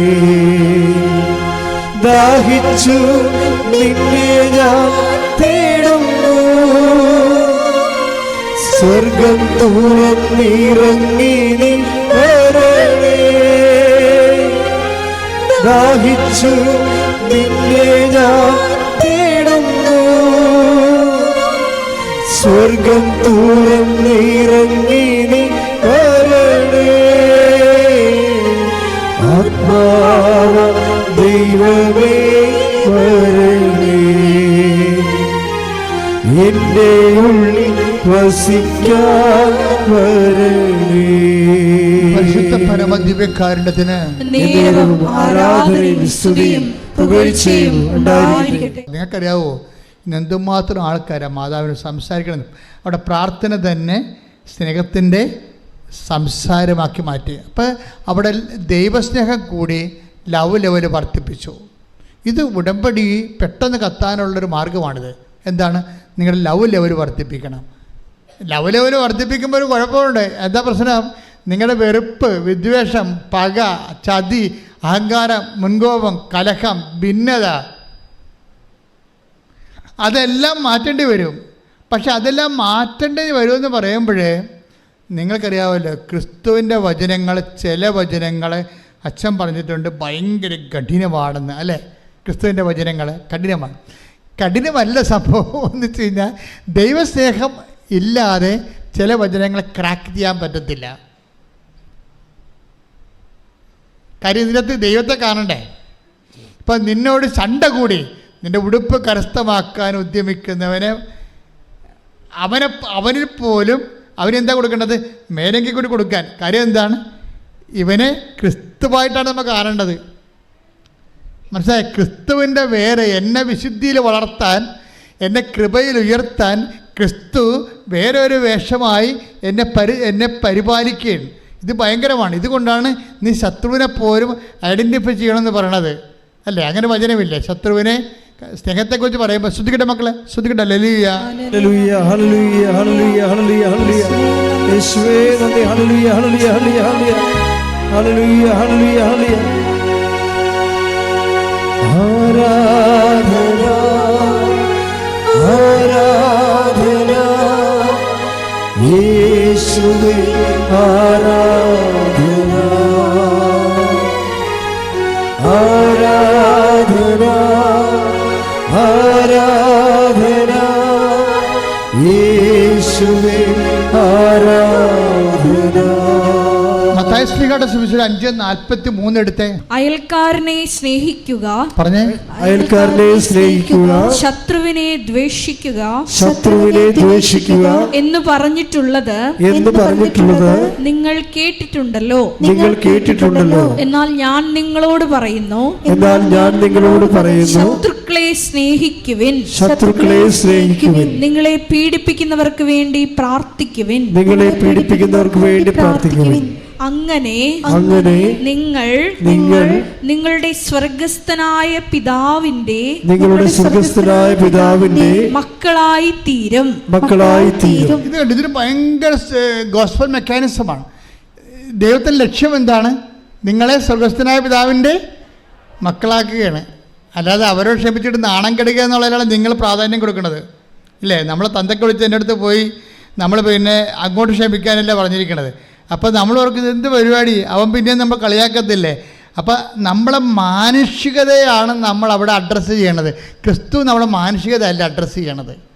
എന്താ പറയണത്? നിങ്ങളെ അങ്ങനെ ചെയ്താൽ നിങ്ങൾ ദൈവരാജ്യത്തിൻ്റെ മക്കളായി മാറുമെന്നാണ്. എന്താ പ്രശ്നം വെച്ച് കഴിഞ്ഞാൽ, നമ്മുടെ ലവ് ലെവൽ വർദ്ധിപ്പിക്കാൻ വേണ്ടി ഒരു ശത്രുവിൻ്റെ വേഷം കൊണ്ട് ദൈവം വരികയാണ്. ദൈവം തന്നെയാണത്, മനസ്സിലായില്ലേ? അത് വളരെ ശ്രദ്ധിച്ചാൽ മനസ്സിലാകും. ആധ്യാത്മിക ജ്ഞാനം വേണം ഈ വിഷയത്തിൽ. നമ്മളെ ദൈവ പൈതലാക്കാൻ വേണ്ടി എന്താ ചെയ്തത്? ദൈവം എന്ത് വേഷം കെട്ടാനും തയ്യാറാണ്. അതിലൊരു വേഷമാണ് ശത്രുത എന്ന് പറയണത്. നിങ്ങൾ ചണ്ട കൂടുന്ന വേഷം. ചിലപ്പോൾ അതിൻ്റെ അകത്ത് ജ്ഞാനപരമുള്ളവൻ. അതുകൊണ്ടാണ് ക്രിസ്തു മിണ്ടാതിരിക്കും എപ്പോഴും, കുരിശിൽ പോരും. എന്താ കാര്യം? ഇതെല്ലാം പിതാവാണെന്ന് ഈശോയ്ക്ക് അറിയാമായിരുന്നു. ഈ കുരിശിലുള്ള പീഡകളെല്ലാം പിന്നിലെല്ലാം പിതാവിൻ്റെ പാപത്തിന് പരിഹാരം ചെയ്യാൻ തന്നോട് ആവശ്യപ്പെട്ടുകൊണ്ട് പിതാവിൻ്റെ അദൃശ്യമായ സാന്നിധ്യം ഇതിൻ്റെ പിന്നിലുള്ളത് കൊണ്ടാണ് അവൻ കൊല്ലാൻ പോകുന്ന കുഞ്ഞാടിനെ പോലെ മൗനനായിരുന്നത്. ശ്രദ്ധിക്കട്ടെ. ഹല്ലേലൂയ ഹല്ലേലൂയ ഹല്ലേലൂയ. യേശുവേ നന്ദി. ഹല്ലേലൂയ ഹല്ലേലൂയ ഹല്ലേലൂയ ഹല്ലേലൂയ ഹല്ലേലൂയ. പരിശുദ്ധ പരമദിവ്യകാരുണ്യത്തിന് എന്നേരവും ആരാധനയും സ്തുതിയും പുകഴ്ചയും ഉണ്ടായിരിക്കട്ടെ. എന്താണ് ഇങ്ങനെ പറയാൻ കാരണമെന്ന് ചോദിച്ചു കഴിഞ്ഞാൽ, അതിൻ്റെ കാരണം എന്താണ്? എനിക്ക് വിശന്നു,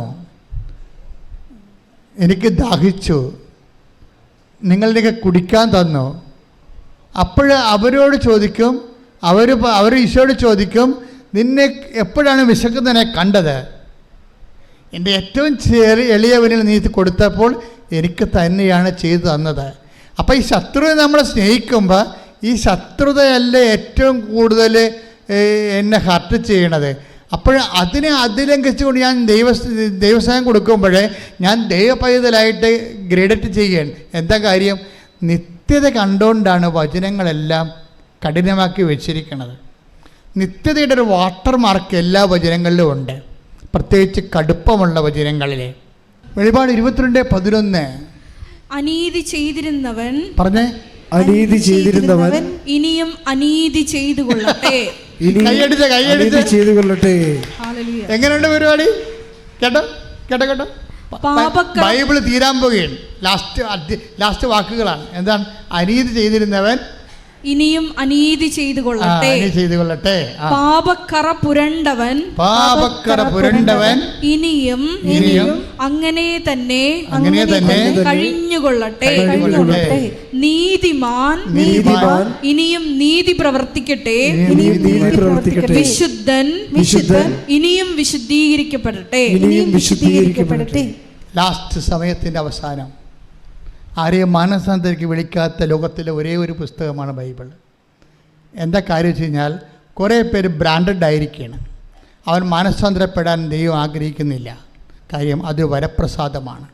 മാനസാന്തരം ദൈവം നിങ്ങൾക്ക് നൽകുന്ന മനസ്സലിവാണ്. കഠിനമായ മനസ്സുള്ളവർ കഠിനമായിട്ട് തന്നെ പോകട്ടെ എന്ന് പറയും. കഠിനമല്ലാതെ മനസ്സലിവുള്ളവനായി നിൽക്കട്ടെ, ഇനി സമയമില്ലെന്ന് പറയും. എല്ലാ മനുഷ്യരുടെ മുന്നിൽ ഈ സമയമില്ലാത്തൊരു സമയം വന്നിട്ട് പറയും, don't repeat, don't contrite, don't have contrition, don't repent. എന്നെയും നിൻ്റെയും മുഖത്ത് നോക്കി ദൈവം എന്നെങ്കിലും ഇനി മാനസാന്തരപ്പെടരുതെന്ന് പറഞ്ഞാൽ ഒരു തീരുമാനമാകും. അപ്പോഴേ ഇതൊരു സമയമാണ്. മാനസാന്തരം ഒരു സമയമാണ്. ഹൃദയത്തിൻ്റെ അലിവ് ഞാൻ എപ്പോഴും ഓർക്കുകയും, ആ പുരോഹിതൻ ബൈബിൾ കഥ പറയുമ്പോൾ കർത്താവ് അതിൻ്റെ അകത്ത് ഞാൻ പറഞ്ഞില്ലേ നിത്യതയുടെ വാട്ടർ മാർക്ക് തന്നെ വെക്കും. നിത്യതയുടെ ഒരു ജലമുദ്ര വെച്ചിട്ടാണ് ബൈബിൾ ചെയ്തിരിക്കുന്നത്. ഇപ്പോൾ ഓരോ കഥ പറയുമ്പോഴും അതിൻ്റെ അകത്ത് ഈ നിത്യതയുടെ വാട്ടർ മാർക്ക് കാണാം. എന്താ പറയണത്? ഒരു മനുഷ്യൻ ചോദിച്ചു, നിത്യജീവൻ പ്രാപിക്കാൻ ഞാൻ എന്ത് ചെയ്യണം? അപ്പോൾ ഈശോ പറഞ്ഞു, നിയമത്തിൽ എന്താണ് എഴുതിയിരിക്കണത്? അപ്പോൾ അവരെന്ത് പറയും? എല്ലാത്തിനേക്കാളും ഒരു ദൈവത്തെ സ്നേഹിക്കുക, നിന്നെപ്പോലും നിൻ്റെ അയൽക്കാരനെ സ്നേഹിക്കുക. എന്നാൽ നീ പോയി അതുപോലെ ചെയ്യുക. അപ്പം അവൻ ചോദിക്കും, തിരിച്ചു ചോദിക്കും, ആരാണ് എൻ്റെ അയൽക്കാരൻ? അപ്പോൾ ഈശോ പറയും, ഒരു മനുഷ്യൻ ജെറുസലേമിൽ നിന്ന് ജെറീക്കോയിലേക്ക് പോവുകയായിരുന്നു. കള്ളന്മാരുടെ കൈ അകപ്പെട്ടു. അവൻ്റെ വസ്തുവകൾ അടിച്ചു മാറ്റിയിട്ട് അവനെ മൃതപ്രായനായിട്ട് വഴി തള്ളി.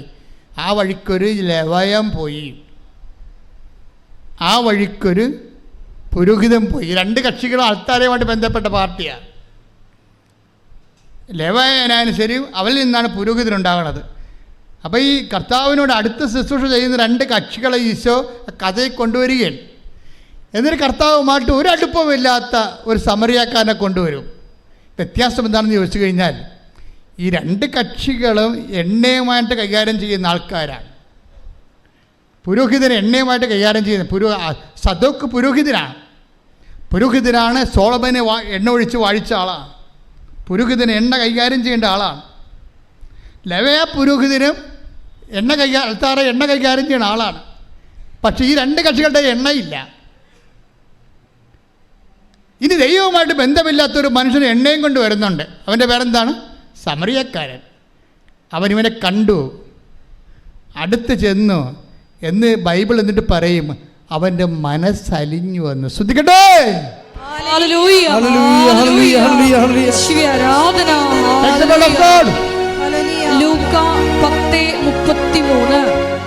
എന്നാൽ ഒരു സമരിയാക്കാരൻ യാത്രാമധ്യേ അവൻ കിടന്ന സ്ഥലത്ത് വന്നു. അവനെ കണ്ട് മനസ്സലിഞ്ഞ് അടുത്തു ചെന്ന് എണ്ണയും വീഞ്ഞും ഒഴിച്ച് അവന്റെ മുറിവുകൾ വച്ചുകെട്ടി തന്റെ കഴുതയുടെ പുറത്ത് കയറ്റി ഒരു സത്രത്തിൽ കൊണ്ടുചെന്ന് പരിചരിച്ചു. എൻ്റെ മക്കളെ, ഉടമ്പടി എടുത്തുകൊണ്ട് നിങ്ങൾ രോഗികളെ കാണുന്നു, പക്ഷെ മനസ്സറിയാതെ കാണാൻ പറ്റും. മനസ്സിലായില്ല? ഈ ഉടമ്പടി എടുത്തുകൊണ്ട് നിങ്ങൾ രോഗികളെ കാണുന്നു, അതുപോലെ തന്നെ ഓർഫണേജിൽ പോകുന്നു, വൃദ്ധസദനത്തിൽ പോകുന്നു, അവിടെ ഉടുപ്പലക്കുന്നു. പക്ഷേ എങ്ങനെയെങ്കിലും ദൈവമൊന്ന് പ്രസാദിച്ച് എനിക്ക് ആ PR ഒന്ന് കിട്ടിയാൽ മതി. അതാണ് വിഷയം. അതിനകത്ത് വരുന്ന വിഷയം ഇതാണ്. പക്ഷെ അതിന് വേണ്ട കണ്ടന്റ് എന്താണ്? ഈ മനസ്സലിവാണ്. പ്രാർത്ഥിക്കുക, കർത്താവേ എനിക്ക് ഉടമ്പടി പ്രകാരം ദൈവസ്നേഹത്തോടെ എല്ലാ ദീനക്കാരിലും അങ്ങേ കാണുമ്പോഴേ മനസ്സലിയാൻ എന്നെ സഹായിക്കണം. ഈ മനസ്സലിവ് ആദ്യം ഉണ്ടായത് ആർക്കാണ്? ഈശോയ്ക്കാണ്. Take the bed of food. ജനത്തെക്കൂട്ടത്തെ കണ്ടപ്പോൾ അതിന് അനുകമ്പ തോന്നി. ശ്രദ്ധിക്കട്ടെ. ഹല്ലേലൂയ, ഹല്ലേലൂയ, ഹല്ലേലൂയ, ഹല്ലേലൂയ. യേശുവേ ആരാധന, ആരാധന, ആരാധന. യേശുവേ നന്ദി, മഹത്വം, മഹത്വം, മഹത്വം, മഹത്വം. ഹല്ലേലൂയ, ഹല്ലേലൂയ, ഹല്ലേലൂയ, ഹല്ലേലൂയ, ഹല്ലേലൂയ. യേശുവേ നന്ദി, ഹല്ലേലൂയ, ഹല്ലേലൂയ. ആരാധന, ആരാധന, യേശുവേ ആരാധന, ആരാധന, സ്നേഹരാജൻ യേശുവേ. മത്തായി 9:36. ജനക്കൂട്ടങ്ങളെ കണ്ടപ്പോൾ യേശുവിന് അവരുടെ മേൽ അനുകമ്പ തോന്നി. പിന്നെ പ്രശ്നം വെച്ച് കഴിഞ്ഞാൽ ഈ അനുകമ്പ, മനസ്സലിവ്, ഒരു സൽപ്രവൃത്തിയെ ക്രിസ്തുവിൻ്റെ കൃപാപര പ്രവൃത്തിയാക്കി മാറ്റുന്നത് ക്രിസ്തുവിൻ്റെ മനസ്സിൻ്റെ നിലവാരം സ്വീകരിക്കുമ്പോഴാണ്. അപ്പോൾ മാത്രമേ താഴെ വരാൻ പറ്റത്തുള്ള. മനസ്സിലായില്ലേ? ഒരു സൽപ്രവൃത്തിയെ കൃപാപര പ്രവൃത്തി ആക്കണത്, അത് ചെയ്യുമ്പോൾ ക്രിസ്തുവിൻ്റെ മനസ്സിൻ്റെ നിലവാരത്തിലേക്ക് നമ്മുടെ മനസ്സ് നിലവാരപ്പെടുമ്പോഴാണ് ശരിക്കും പതറിയണമെങ്കിലേ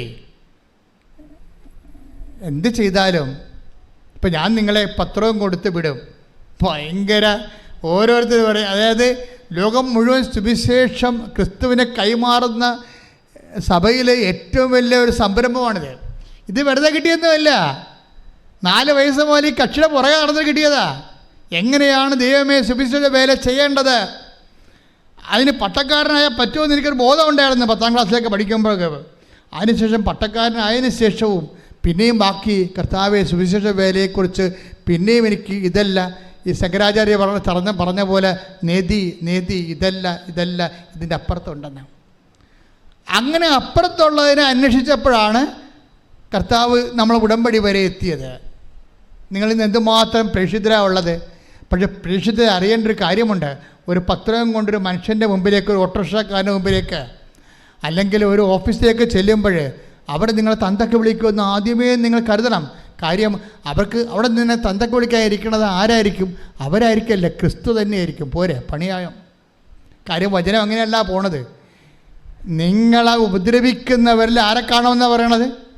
ക്രിസ്തുവിനെ കാണണം. എന്നിട്ട് എന്താ കാണണത്? ഈ മനോഭാവം സ്വീകരിച്ചു കൊണ്ട് നിങ്ങൾ എളിമപ്പെടണം. അല്ലാതെ അവരെയും തന്തയ്ക്ക് വിളിച്ചിട്ട് പോരരുത്. മനസ്സിലായില്ലേ?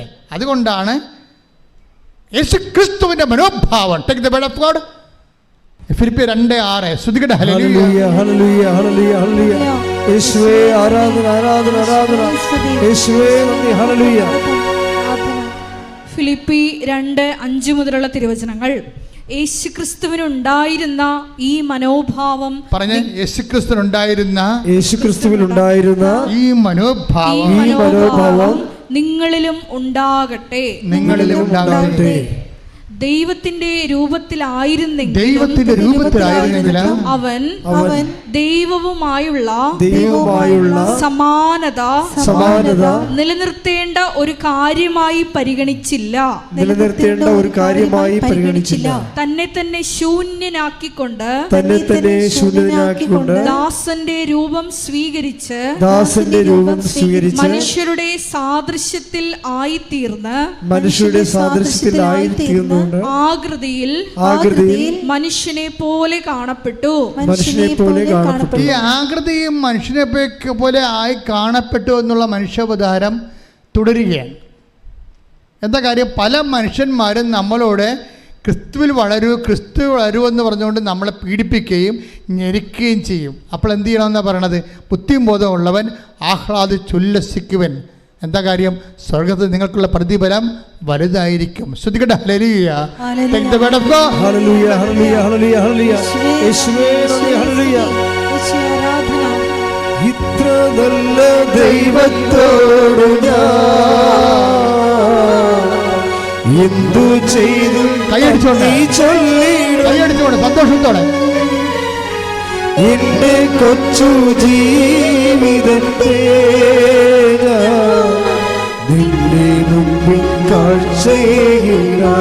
ദൈവത്തോടെ കൈയടിച്ചുകൊണ്ട് ഇത്ര നല്ല ദൈവത്തോട് ഞാൻ എന്തു ചെയ്തു നന്ദി ചൊല്ലിടും. എന്റെ കൊച്ചു ജീവിതത്തെ നിന്റെ മുമ്പിൽ കാഴ്ചയിടാം. ലുക്ക 6:35. എന്നാൽ നിങ്ങൾ ശത്രുക്കളെ സ്നേഹിക്കുവിൻ. തിരിച്ചു കിട്ടും എന്ന് പ്രതീക്ഷിക്കാതെ മറ്റുള്ളവർക്ക് നന്മ ചെയ്യുകയും വായ്പ കൊടുക്കുകയും ചെയ്യുവിൻ. അപ്പോൾ നിങ്ങളുടെ പ്രതിഫലം വലുതായിരിക്കും. നിങ്ങൾ അത്യുന്നതന്റെ പുത്രന്മാരായിരിക്കുകയും ചെയ്യും. മനുഷ്യർ നിങ്ങളെ അവഹേളിക്കുകയും വ്യാജമായ എല്ലാത്തരം കുറ്റങ്ങളും നിങ്ങളുടെ മേൽ ആരോപിക്കുകയും ചെയ്യുമ്പോൾ നിങ്ങൾ ആഹ്ലാദിച്ചുല്ലസിക്കുവിൻ എന്ന് പറഞ്ഞ് മനുഷ്യർ നിങ്ങളെ അവഹേളിക്കുകയും എല്ലാ കുറ്റങ്ങളും നിങ്ങളുടെ മേൽ ആരോപിക്കുകയും ചെയ്യുമ്പോൾ ആഹ്ലാദിച്ചുല്ലസിക്കുവിൻ. എന്തുകൊണ്ടെന്നാൽ സ്വർഗത്തിലുള്ള പ്രതിഫലം വലുതായിരിക്കും. ഇപ്പൊ ചില സമയത്ത് ക്രിസ്തുവിന് വേണ്ടി ഇതുപോലെ അപമാനം ഏറ്റാൽ എന്ത് ചെയ്യണം? നമ്മൾ വിഷമിച്ച് വീട്ടിൽ പോരെന്നല്ല പറയണത്, ആഹ്ലാദിച്ച് ഉല്ലസിക്കണം. എന്താ കാര്യം? സ്വർഗത്തിൽ പറഞ്ഞ് നിങ്ങൾക്കുള്ള പ്രതിഫലം ശ്രദ്ധിക്കട്ടെ. മത്തായി 5:11-12 എന്നെ പ്രതി മനുഷ്യർ നിങ്ങളെ അവഹേളിക്കുകയും പീഡിപ്പിക്കുകയും എല്ലാവിധ തിന്മകളും നിങ്ങൾക്കെതിരെ വ്യാജമായി പറയുകയും ചെയ്യുമ്പോൾ നിങ്ങൾ ഭാഗ്യവാന്മാർ, നിങ്ങൾ ആനന്ദിച്ചാഹ്ലാദിക്കുവിൻ. സ്വർഗത്തിൽ നിങ്ങളുടെ പ്രതിഫലം വലുതായിരിക്കും. സ്വർഗത്തിൽ പ്രതിഫലമെന്ന് മാത്രം പറഞ്ഞാൽ ഓക്കെ, ഇതങ്ങനെയല്ല പ്രശ്നം. വലിയ പ്രതിഫലമുണ്ട്, ചെറിയ പ്രതിഫലമുണ്ട്. മനസ്സിലായില്ലേ? ഇത് ഭയങ്കര സീരിയസ് വിഷയമാണ്. അതായത് ഓരോ വ്യക്തികൾക്കും അവരുടെ അധ്വാനത്തിന് ആനുപേക്ഷികമായ പ്രതിഫലമാണ് ലഭിക്കുന്നത്. അപ്പം അതിനകത്ത് വലിയ പ്രതിഫലമുണ്ട്. ഞാൻ എപ്പോഴും നിങ്ങളോട് പറയും, സൂര്യനുണ്ട്, ചന്ദ്രനുണ്ട്, നക്ഷത്രങ്ങളുണ്ടെന്ന് പറഞ്ഞില്ലേ, അതുപോലെ തന്നെ മഹത്വം കൃപ സ്വീകരിക്കുന്ന അനുസരിച്ച് കൊണ്ട് നമുക്ക് ആർജിക്കുന്ന മഹത്വം വലിയ മഹത്വമുണ്ട്, ചെറിയ മഹത്വമുണ്ട്, മഹത്വമില്ലായ്മയും ഉണ്ടാകും ചിലപ്പോൾ. അതുകൊണ്ട് തന്നെ നിങ്ങൾ ഓർക്കുക, സൽപ്രവൃത്തികൾ കൂടിപ്പോയെന്ന് ആരും ചിന്തിക്കരുത്, എത്ര കൂടിയാലും. അതുകൊണ്ടാണ് ഈശോ പറഞ്ഞത്, എന്തെല്ലാം തരം അപകട മേഖലകളിലൂടെയാണ് സുവിശേഷത്തിൻ്റെ സാക്ഷ്യ ജീവിതം ഈശോ മുന്നേറ്റിക്കൊണ്ടു പോകണമെന്നറിയാവോ? മനുഷ്യർ നിങ്ങൾ ചണ്ട കൂടി ഉടുപ്പ് കരസ്ഥമാക്കുക, അവഹേളിക്കുക, വേച്ചമായ കുറ്റം ആരോപിക്കുക, അപ്പോൾ നിങ്ങൾ ആഹ്ലാദിക്കുവിൻ. സത്യസന്ധമായ ദൈവത്തെ, സ്വർഗത്തെ കണ്ടവർക്ക് മാത്രമേ ഇതുപോലെ വ്യക്തമായിട്ട് മനുഷ്യരാശിയെ പ്രബോധിപ്പിക്കാൻ പറ്റത്തുള്ളൂ. അല്ലാത്തവർക്ക് വേദഘോരമായിട്ടുള്ള കുറേ സ്വപ്നങ്ങളെ കൊണ്ട് കൊടുത്ത് മാനുഷികമായിട്ട് മനുഷ്യനെ വഞ്ചിക്കുകയാണ് ചെയ്യണത്. സത്യസന്ധമായി ഈ ഭൂമിയിൽ നാം അനുഭവിക്കുന്ന എണ്ണി പറയുന്ന മാനസിക ശാരീരിക പീഡകൾ, when we receive it in the name of Jesus Christ, we are in our kingdom of God. നമ്മൾ ദൈവത്തിൻ്റെ ആലയത്തിലാണ്, അവൻ്റെ ദൈവരാജ്യത്തിലായിരിക്കും. അപ്പം ദൈവരാജ്യത്തിനെ പ്രതിയായിട്ട് നിങ്ങൾ കാഴ്ചവെക്കണം. എന്ത് വിഷയമുണ്ട്? അതുകൊണ്ടാണ് നിങ്ങൾ പരമാവധി പോകണ്ട എന്ന് ഈശോ പറയണത്, ശണ്ട കൂടാൻ പോകണ്ട എന്ന് ഈശോ പറയണത്. ചിലയിടത്ത് തോറ്റു കൊടുക്കാൻ പറയും, ചിലത് തല്ലും കൊണ്ട് പോരാൻ പറയും. എന്താ കാര്യം? നമുക്കിനിയും പോകാൻ ഇടമുണ്ട്. അതുകൊണ്ടാണ്. പോകാൻ ഇടമില്ലാത്തവർ തല്ലും കൊണ്ട് പോരണ്ട, തിരിച്ച് തല്ലിട്ട് പോരാൻ പറയും. അവർക്ക് പോകാൻ ഇടമില്ല. ഈ ഭൂമി വെച്ച് അവരുടെ ജീവിതം അവസാനിക്കുകയാണ്, സെമിത്തേരി വെച്ച്. പക്ഷെ നീ അങ്ങനെയല്ല. നിനക്ക് വേണ്ടി മരിച്ചവൻ നിനക്ക് വേണ്ടി ഉയർത്തെഴുന്നേറ്റുകൊണ്ട് അവൻ വീണ്ടും വരുമെന്ന് പറയുന്നുണ്ട്. സമരക്കാരൻ പറയുന്ന കഥയിൽ ഒരു വാക്കുണ്ട്. എന്താണ് ആ വാക്ക്? ആ മനുഷ്യനെ കൊണ്ട് സത്യത്തിലാക്കിയിട്ട് പറയും, 2 ദിനാറ കൊടുത്തിട്ട് പറയും, എന്തെങ്കിലും കുറവുണ്ടാകും, എനിക്കറിയാം, ഇവന് എന്തെങ്കിലും കുറവുണ്ടായാൽ ഞാൻ തന്നെ അത് നികത്താതിരിക്കത്തില്ല. എപ്പോഴാണ്? ഞാൻ തിരിച്ചു വരുമെന്ന്. ആരാണ് തിരിച്ചു വരാൻ പോണത്? നിനക്ക് വേണ്ടി ക്രൂശിക്കപ്പെട്ടവൻ തിരിച്ചു വരുമെന്ന് അവൻ പറഞ്ഞിട്ടുണ്ട്. അതാണ് ക്രിസ്തു. കൈയടിച്ച് കർത്താവേ.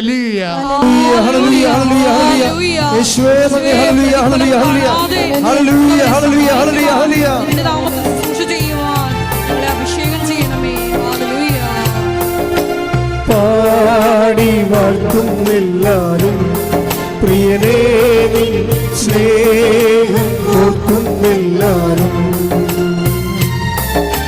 പാടി വാഴ്ത്തുന്നെല്ലാരും പ്രിയനേ, സ്നേഹം ഓർക്കുന്നെല്ലാരും.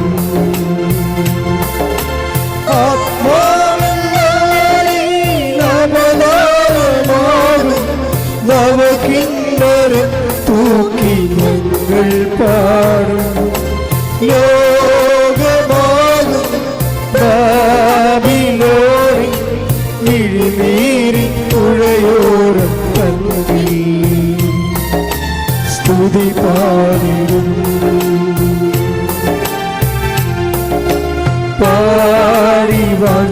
ഓർക്കുന്നെല്ലാരും പ്രിയനേ നിൻ സ്നേഹം ഓർക്കുന്നെല്ലാരും പാടി വാഴ്ത്തുന്നെല്ലാരും പ്രിയനേ നിൻ സ്നേഹം ഓർക്കുന്നെല്ലാരും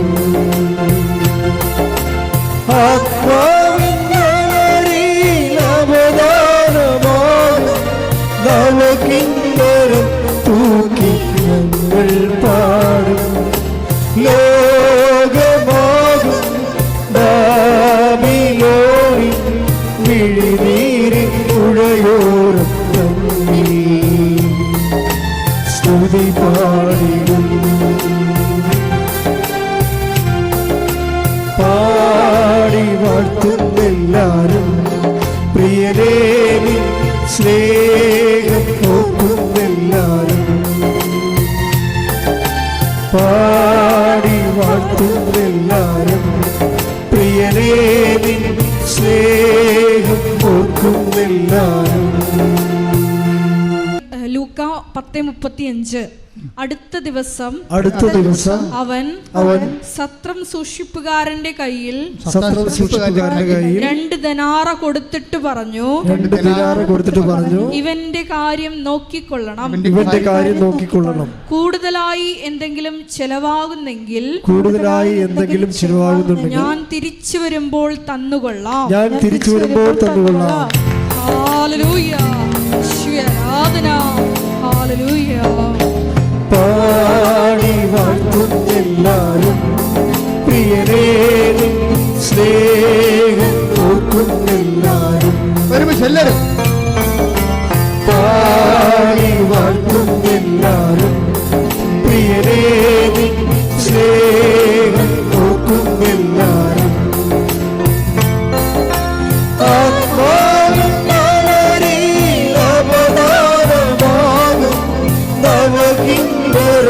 തൂക്കി ഞങ്ങൾ പാടും ലോകമാകും ബാബിലോണിൻ മിഴിനീരിൻ പുഴയോരം തങ്ങി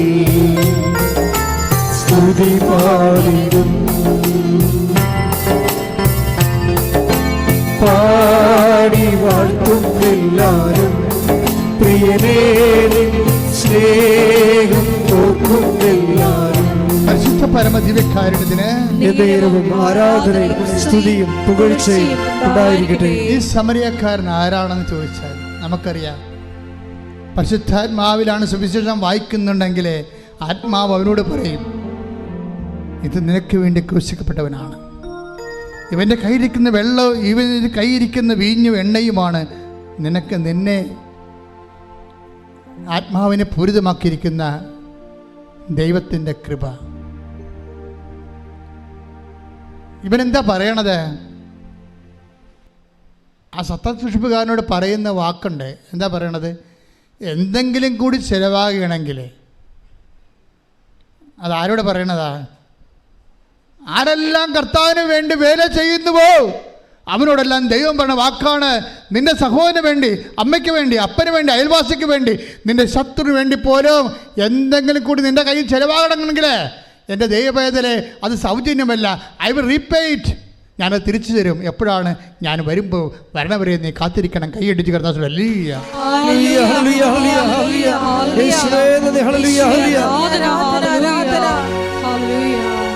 നിത്യതയിൽ അവസാനം ഈശോ വരുന്നത് വരാണ് ആ വിഷയം.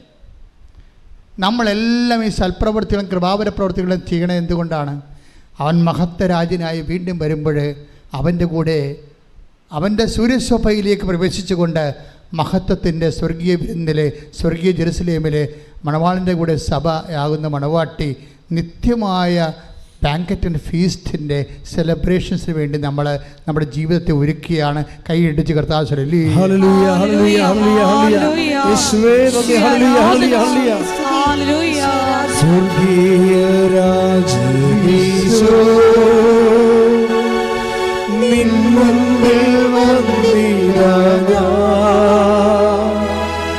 കാരുണ്യ സാഗരമേ കാത്തുകൊള്ളണമേ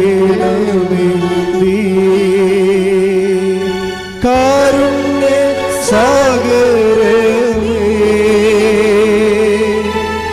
കാത്തുകൊള്ളണമേ നീ. അപ്പം കൂടിപ്പോയെന്നൊന്നും പറയരുത് കേട്ടോ. അപ്പനെയും അമ്മനെയും അയൽവാസികളെയൊക്കെ സഹായിച്ചതിൽ കൂടിപ്പോയെന്നൊന്നും പറയരുത്. കൂടിപ്പോയാൽ എന്തെങ്കിലും കൂടുതൽ ചിലവായാൽ എന്താണ്, ഞാൻ തിരിച്ചു വരുമ്പോഴേ അത് നിത്യതയ്ക്ക് വേണ്ടിയുള്ള നിക്ഷേപമാണ്. കൈയടിച്ച് കിടത്താൻ ഹല്ലേലൂയ, ഹല്ലേലൂയ, ഹല്ലേലൂയ. യേശുവേ, ഹല്ലേലൂയ. കാരുണ്യ സാഗരമേ കാത്തുകൊള്ളണമേ നീ. കാരുണ്യ സാഗരമേ കാത്തുകൊള്ളണമേ നീ. ഈ നമ്മൾ പറയുന്ന അയാൾ ആ മുറിവിലൊഴിച്ച എണ്ണയില്ലേ, ആ സമരക്കാരൻ എൻ്റെ ആ വഴിവെക്കിൽ വ്രതപ്രമായി കിടന്ന മനുഷ്യൻ്റെ വ്രണങ്ങൾ എന്താണ് ഒഴിച്ചത്? എണ്ണയും വീഞ്ഞും. അതാണ് ഈ സൽപ്രവൃത്തികളെന്ന് പറയണത്. മനസ്സിലായില്ലേ? നമ്മൾ ചെയ്യുന്ന സൽപ്രവൃത്തികളുടെ പ്രതീകാത്മകമായ സുവിശേഷ വചനമാണ് എണ്ണയും വീഞ്ഞുമെന്ന്.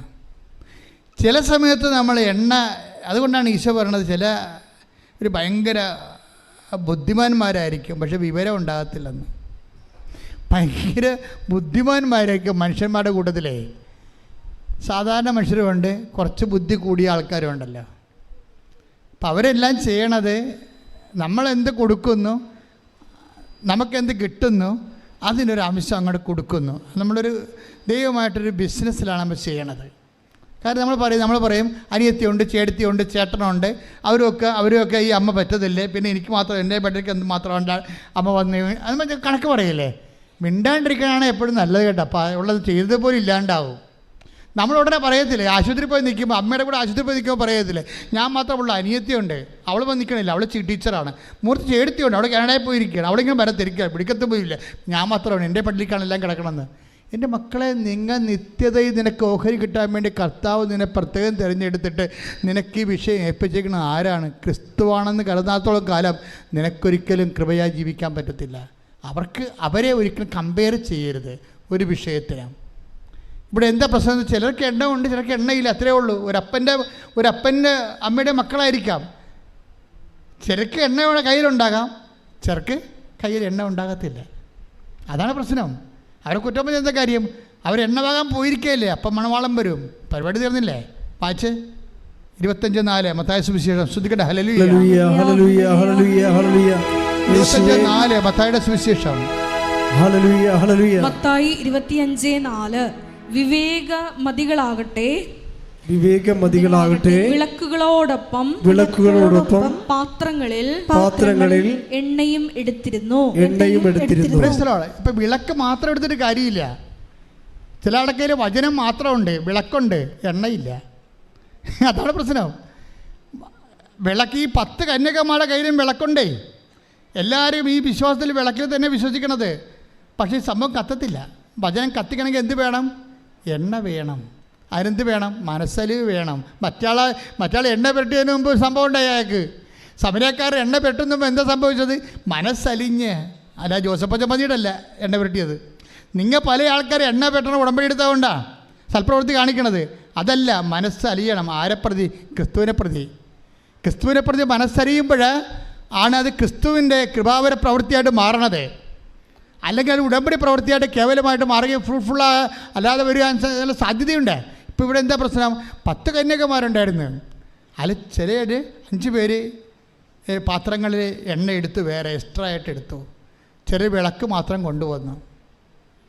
പക്ഷേ എന്താ പറയുക, അവസാനം ഷെയർ ചെയ്യാൻ പറ്റത്തില്ല. നീ എൻ്റെ ചേടുത്തിയല്ലേ, നിൻ്റെ സൽപ്രവൃത്തി കുറച്ച് ഇങ്ങോട്ട് തരാൻ പറഞ്ഞാൽ തരാൻ പറ്റത്തില്ല. അതാണ് വിഷയം. അത് അവസാനമേ മനസ്സിലാകത്തുള്ളൂ. നീ എൻ്റെ അനിയത്തിയല്ലേ, നമ്മൾ രണ്ട് ഒരു വയറ്റിൽ പെറ്റതല്ലേ, നീ എൻ്റെ ഭർത്താവല്ലേ, നീ എൻ്റെ ഭാര്യയല്ലേ എന്ന് ചോദിച്ചു കഴിഞ്ഞാൽ സൽപ്രവൃത്തികൾക്ക് കൃപ കൈമാറ്റാൻ, അനുഗ്രഹം കൊടുക്കാൻ പറ്റുമായിരിക്കും, കൃപ കൈമാറാൻ പറ്റത്തില്ല. അത് നമ്മൾ ശ്രദ്ധിക്കണം, സൂക്ഷിക്കണം. അല്ലാതെ നിങ്ങൾ വിചാരിക്കും ഞാൻ ഭാര്യ പള്ളിയിൽ പോകണ്ടല്ല, പിന്നെ എനിക്ക് വേണ്ടി കൂടി നീ പ്രാർത്ഥിച്ചാൽ മതി എന്നൊക്കെ പറഞ്ഞാൽ അനുഗ്രഹം ഓക്കെയാണ്, കൃപ ഓക്കെയല്ല. അത് നീ തന്നെ കർത്താവിൻ്റെ നാമത്തെ സ്വീകരിച്ച് ദൈവസ്നേഹത്തോടെ നിൻ്റെ ആത്മാവിൽ നീ ചെയ്യേണ്ട കാര്യങ്ങളാണ്. അവിടെ പങ്കുകാരില്ല. അതാ പറയണത്. ആ കന്യകമാരോട് പറയുന്നത് കേട്ടല്ലേ, ഞങ്ങൾ തരത്തില്ല, തന്നിട്ടും കാര്യമില്ല. കാര്യം എന്താ, നിങ്ങൾക്ക് തികയാതെ വരും.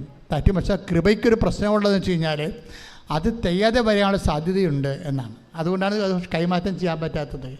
കൃപ കൈമാറ്റം ചെയ്യാൻ പറ്റത്തില്ല. അത് വളരെ സീരിയസ് ആയിട്ട് മനസ്സിലാക്കേണ്ട വിഷയമാണ്. അതുകൊണ്ട് നീ 10 പത്രം കൂടുതൽ കൊടുത്താൽ അതിൻ്റെ കർത്താവിൻ്റെ നാമത്തിലാണ് കൊടുത്തിരിക്കണമെങ്കിൽ അതിൻ്റെ കൃപ നിനക്കാണ് ലഭിക്കുന്നത്. അതുകൊണ്ട് ഇവിടെ വെച്ച് നീ കൃപയുടെ കോടീശ്വരനാകാൻ നോക്കണം. കാര്യം കഠിന വചനങ്ങളാണ് ചെയ്യുമ്പോഴാണ് അതിലാണ് കൂടുതൽ കൃപ അടങ്ങിയിരിക്കുന്നത്. അതിലെല്ലാം നിത്യതയാണ് ഉദ്ദേശിക്കുന്നത്. കർത്താവ് നിത്യതയെക്കുറിച്ച് പറയുമ്പോൾ ഇപ്പോൾ എന്താ പ്രശ്നം? അതായത് ഇവർക്ക് എന്നാ പറ്റിയത് ഈ കന്യകമാർക്ക്? മണവാളൻ വരാൻ വൈകി, ഉറക്കം വരികയാൽ കന്യകമാർ കിടന്നുറങ്ങി. അർദ്ധരാത്രിയിൽ ഇതാ മണവാളൻ പുറത്തു വന്ന് അവനെ എതിരേൽക്കുവിനെന്ന് ആർപ്പുവിളിയുണ്ടായി. പക്ഷേ കന്യകമാർ എഴുന്നേറ്റപ്പോൾ കുറേ പേർക്ക് എണ്ണയില്ല. അവർ പിന്നെ അവരുടനെ വാതിൽ അടക്കപ്പെടുകയാണ്. കർത്താവ് നിത്യതയുടെ കാര്യം പറയുമ്പോഴാണ് ഇതില്ല, അവസാനം പറയുന്ന ഭാഗമാണ് ഇതില്ല. കർത്താവിൻ്റെ ഈ യാത്രയുടെ ഈ മാനുഷികമായ അവതാര യാത്ര അവസാനിക്കണ മുമ്പ് ലാസ്റ്റ് പറയുന്ന ഭാഗങ്ങളാണ് മത്തായി 25 കൊണ്ടൊന്ന് ചേർത്തിരിക്കുന്നത്. ഇവിടുത്തെ മണവാളനല്ല ഈശോയാണ്. വരാൻ വൈകുന്നതെല്ലാം അവൻ്റെ രണ്ടാം വരവുമായിട്ട് ബന്ധപ്പെട്ട കാര്യങ്ങളാണ് പറയണം മുഴുവനും. കഥകളിലൂടെ പറയണമെന്നേ ഉള്ളൂ. അപ്പോഴൊരു കാര്യം, മണവാളൻ വരാൻ വൈകിയെന്ന് കഥ പറയുന്നുണ്ട്. സെൻറ്റ് പോളിനൊക്കെ പറഞ്ഞ അബദ്ധം, ഇത്തിരി കൂടി പരിശുദ്ധാത്മാവ് ഉണ്ടായിട്ടെങ്കിലേ കർത്താവ് വരാൻ വൈകുമെന്ന് മനസ്സിലാകുമായിരുന്നു. ശരിക്കും അവരിപ്പോൾ വരുമെന്ന് പറഞ്ഞുകൊണ്ട് ആദ്യകാലങ്ങളിരുന്ന് ഇപ്പോൾ വരും കർത്താവ്, ഇപ്പോൾ വരുമെന്ന് പറഞ്ഞു. അതിൻ്റെ വചനങ്ങളുണ്ട് ഇപ്പോൾ വരുന്നത്. പക്ഷേ വരാൻ വൈകുമെന്ന് കർത്താവ് തന്നെ പറഞ്ഞിട്ടുണ്ട്. 10:25 മണവാള ഇപ്പം ഈ നമ്മൾ ഇമ്മീഡിയറ്റ് പരൂസ്യ എന്നും പറഞ്ഞ ആദിമസഭയെ കുറേ കാലം വിശ്വസിച്ചതാണ്. അതായത് ഇപ്പം കർത്താവ് വരുമെന്ന്. പക്ഷേ കർത്താവ് തന്നെ പറഞ്ഞിട്ടുണ്ട് മണവാളൻ വരാൻ വൈകും. അതാണ് മണവാളനെ കൊടുത്തിരിക്കുന്ന കാര്യം. അപ്പോൾ എന്നാ പറ്റിയിരിക്കണത്? എത്ര വൈകിയാലും നമ്മുടെ കയ്യിൽ എന്തുണ്ടാകണം? കൃപയുണ്ടാകണം. നമ്മുടെ കയ്യിൽ കൃപയുണ്ടാകണം. നമുക്ക് കൃപാവര പ്രവൃത്തികളുണ്ടാകണം. അതുകൊണ്ട് എന്താണ്? ജാഗ്രതയുണ്ടാകണം ഈ വിഷയത്തിൽ. ഉടമ്പടി നിങ്ങളെ ഉയർത്തണം അങ്ങനെയാണ്. പക്ഷെ ചെയ്യുന്ന പ്രവൃത്തികൾ ദൈവസ്നേഹത്തോടെ ചെയ്യണമെന്നാണ് ഇത്രയും നേരം പറഞ്ഞതിൻ്റെ ചുരുക്കം. ശ്രദ്ധിക്കട്ടെ. ഹല്ലേലൂയ.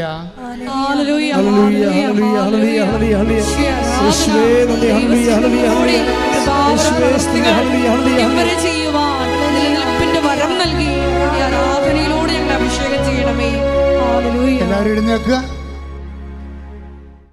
അച്ഛൻ പ്രാർത്ഥിക്കുമ്പോൾ വിശ്വാസത്തോടെയും സന്തോഷത്തോടെയും പ്രാർത്ഥിച്ചുകൊണ്ട് സ്തുതിച്ചുകൊണ്ടിരിക്കണം.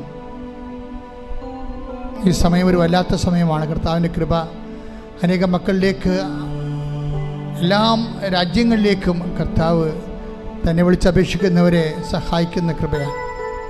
അത്തരം സാക്ഷ്യങ്ങൾ നമ്മൾ ഒത്തിരി കേട്ടിട്ടുണ്ട്. ആരാധന നടക്കുന്ന സമയം, അമ്മ മാതാവ് ജീവനോടെ പ്രത്യക്ഷപ്പെട്ട സമയം, ദുരന്തം ഉണ്ടാകാൻ പോകുന്ന പ്രാർത്ഥിക്കണമെന്ന് പറഞ്ഞ സമയം, ജീവിത ദുരന്തങ്ങൾക്കെല്ലാം പ്രതിവിധി പ്രാർത്ഥനയാണെന്ന് നമ്മൾ പറഞ്ഞത് പരിശുദ്ധ അമ്മയാണ്. അമ്മ മാതാവിൻ്റെ പ്രത്യക്ഷീകരണത്തിൻ്റെ അടയാളമായിട്ടാണ് നമുക്ക് ഉടമ്പടി പ്രാർത്ഥന ദൈവം നൽകിയത്. അതാണ് നമ്മൾ ജീവിക്കുന്നത് ഇപ്പോഴ്. ഉടമ്പടി ഒരു പ്രവർത്തനം മാത്രമല്ല, ഒരു ജീവിതമാണ്. കർത്താവേ, നിന്റെ മക്കൾക്ക് വേണ്ടി ഞാൻ പ്രാർത്ഥിക്കണം. ഈശോ ശ്രദ്ധിക്കട്ടെ. ഹല്ലേലൂയ, ഹല്ലേലൂയ. കർത്താവേ, നിന്റെ മക്കൾക്ക് വേണ്ടി പ്രാർത്ഥിക്കുന്നു. കർത്താവേ, നിന്റെ വിശുദ്ധ പൗരോഹിത്യത്തെ മഹത്വപ്പെടുത്തണം. കർത്താവേ, സഭയിലുള്ള സാന്നിധ്യം പ്രകടമാക്കണം. കർത്താവേ, നിന്റെ തിരുമുറുവാർന്ന വലതുകരം, ആണിപ്പഴുതാർന്ന അത്ഭുതകരം ഓരോ മകന്റെ മേലും മകളുടെ മേലും ഇപ്പൊ വെക്കണമെന്ന് പ്രാർത്ഥിക്കുന്നു. കർത്താവേ, അടിപ്പിണർ പോലെ, വൈദ്യാഘാതം പോലെ, ദൈവിക ശക്തി ഉച്ചമുതൽ ഉള്ളംകാലം വരെ കർത്താവിന്റെ രക്തം പടരട്ടെ.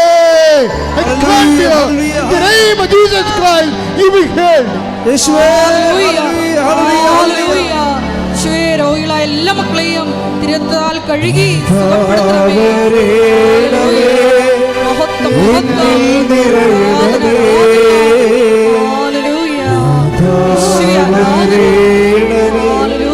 സൗഖ്യം നൽകണമേ. നാഥാ വരേണമേ, എന്നിൽ നിറയണമേ.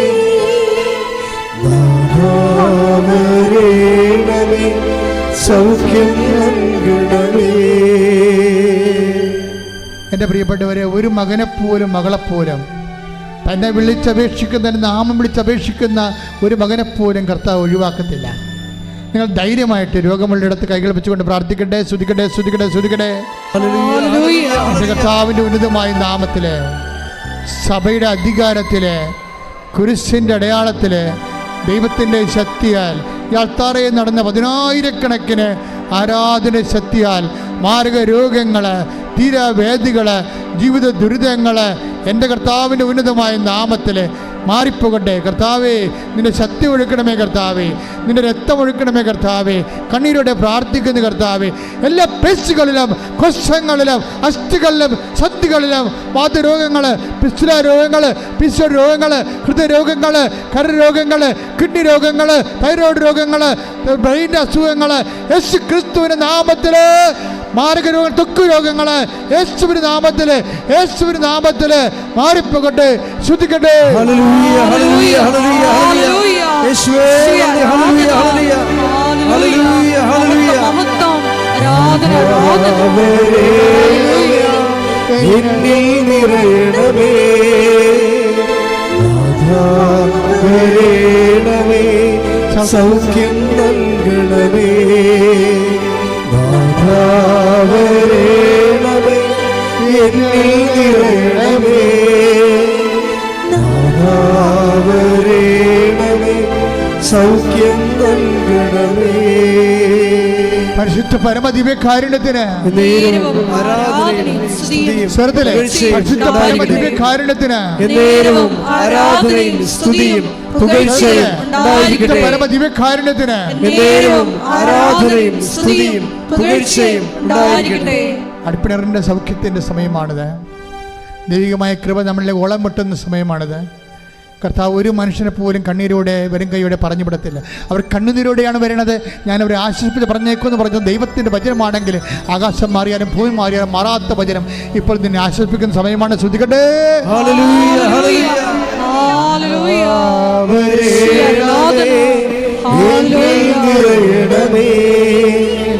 നാഥാ വരേണമേ, സൗഖ്യം നൽകണമേ. നാഥാ വരണമേ, നാഥാ വരേണമേ, എന്നിൽ നിറയണമേ. നാഥാ വരേണമേ, സൗഖ്യം നൽകണമേ. കൈകൾ കൂപ്പിക്കൊണ്ട് കർത്താവിനെ തന്നെ നോക്കിക്കൊണ്ട് പ്രാർത്ഥിക്കാം. ഇപ്പോൾ നമ്മൾ പ്രാർത്ഥിക്കാൻ പോകുന്ന വിഷയങ്ങൾ, വിവാഹം ഒത്തുവരാത്ത മക്കൾ.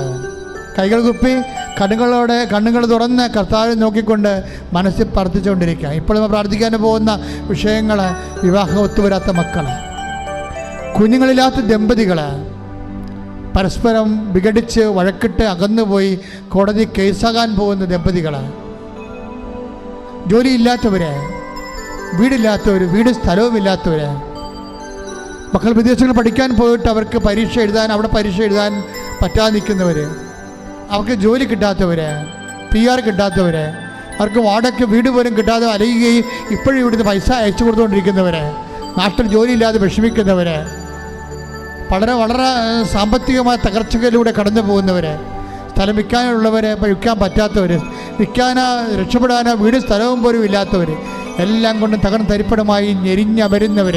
മാതാവേ, അമ്മ മാതാവേ, ജീവനോടെ പ്രത്യക്ഷപ്പെട്ട ഉടമ്പടി നൽകിയ അമ്മ, പരിശുദ്ധ അമ്മ ദേവമാതാവേ, ഈശോയുടെ ജീവനോടെ പ്രത്യക്ഷപ്പെട്ടുകൊണ്ടിരിക്കുന്ന ഈ നിമിഷങ്ങളിൽ ഞങ്ങളുടെ മക്കൾക്ക് വേണ്ടി കണ്ണീരോടെ പ്രാർത്ഥിക്കുന്ന എന്തെല്ലാം വിധത്തിൽ ആരെല്ലാം ഏതെല്ലാം വേദന അനുഭവിക്കുന്ന സഹായിക്കാൻ ഒരു മനുഷ്യൻ പോലും ഇല്ലാത്ത അവസ്ഥകൾ ദൈവത്തിൻ്റെ കരുണ, അമ്മയുടെ പ്രത്യേക കാരുണ്യമാധ്യത്തോടെ യേശു നാമത്തിൽ നിന്നെ വിടുതൽ പ്രാപിക്കുകയും സൗഖ്യപ്പെടുകയും ചെയ്യട്ടെ. ശ്രുതിക്കട്ടെ. ഹല്ലേലൂയ, ഹല്ലേലൂയ, ഹല്ലേലൂയ. യേശുവേ നന്ദി. ഹല്ലേലൂയ, ഹല്ലേലൂയ. ആരാധന. വരേണമേ, എന്നിൽ നിറയണമേ. നാഥാ വരേണമേ, സൗഖ്യം നൽകണമേ. നാഥാ വരണമേ. നാഥാ വരണമേ, എന്നിൽ നിറയണമേ. നാഥാ വരണമേ, സൗഖ്യം നൽകണമേ. മുട്ടി നിൽക്കുക. മൗനപ്രാർത്ഥനയുടെ സമയമാണ്. അച്ഛൻ വിട്ടുപോയ വിഷയങ്ങൾ, എൻ്റെ മക്കളുടെ സ്വകാര്യ കാര്യങ്ങൾ കണ്ണീരോടെ മതാന്റെ മധ്യശീശയ്ക്ക് സമർപ്പിക്കുക. ഓൺലൈനിലുള്ളവർ ഇപ്പോഴത് തന്നെയാണ് പ്രാർത്ഥിക്കേണ്ടത്.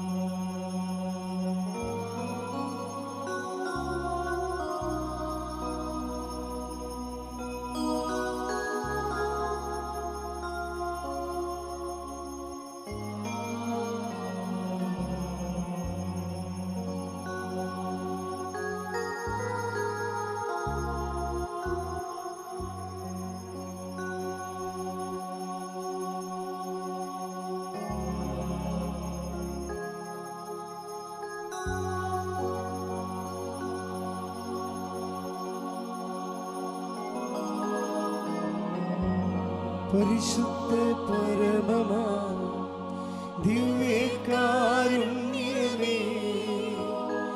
ഇന്നുമെന്നും അങ്ങേക്കാരാധന. പരിശുദ്ധ പരമമാ ദിവ്യകാരുണ്യമേ, ഇന്നുമെന്നും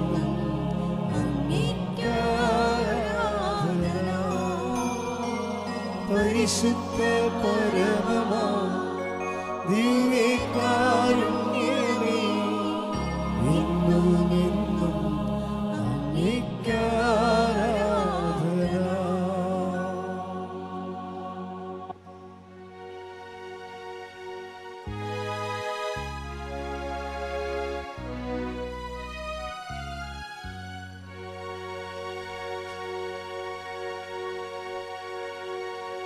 ആവേ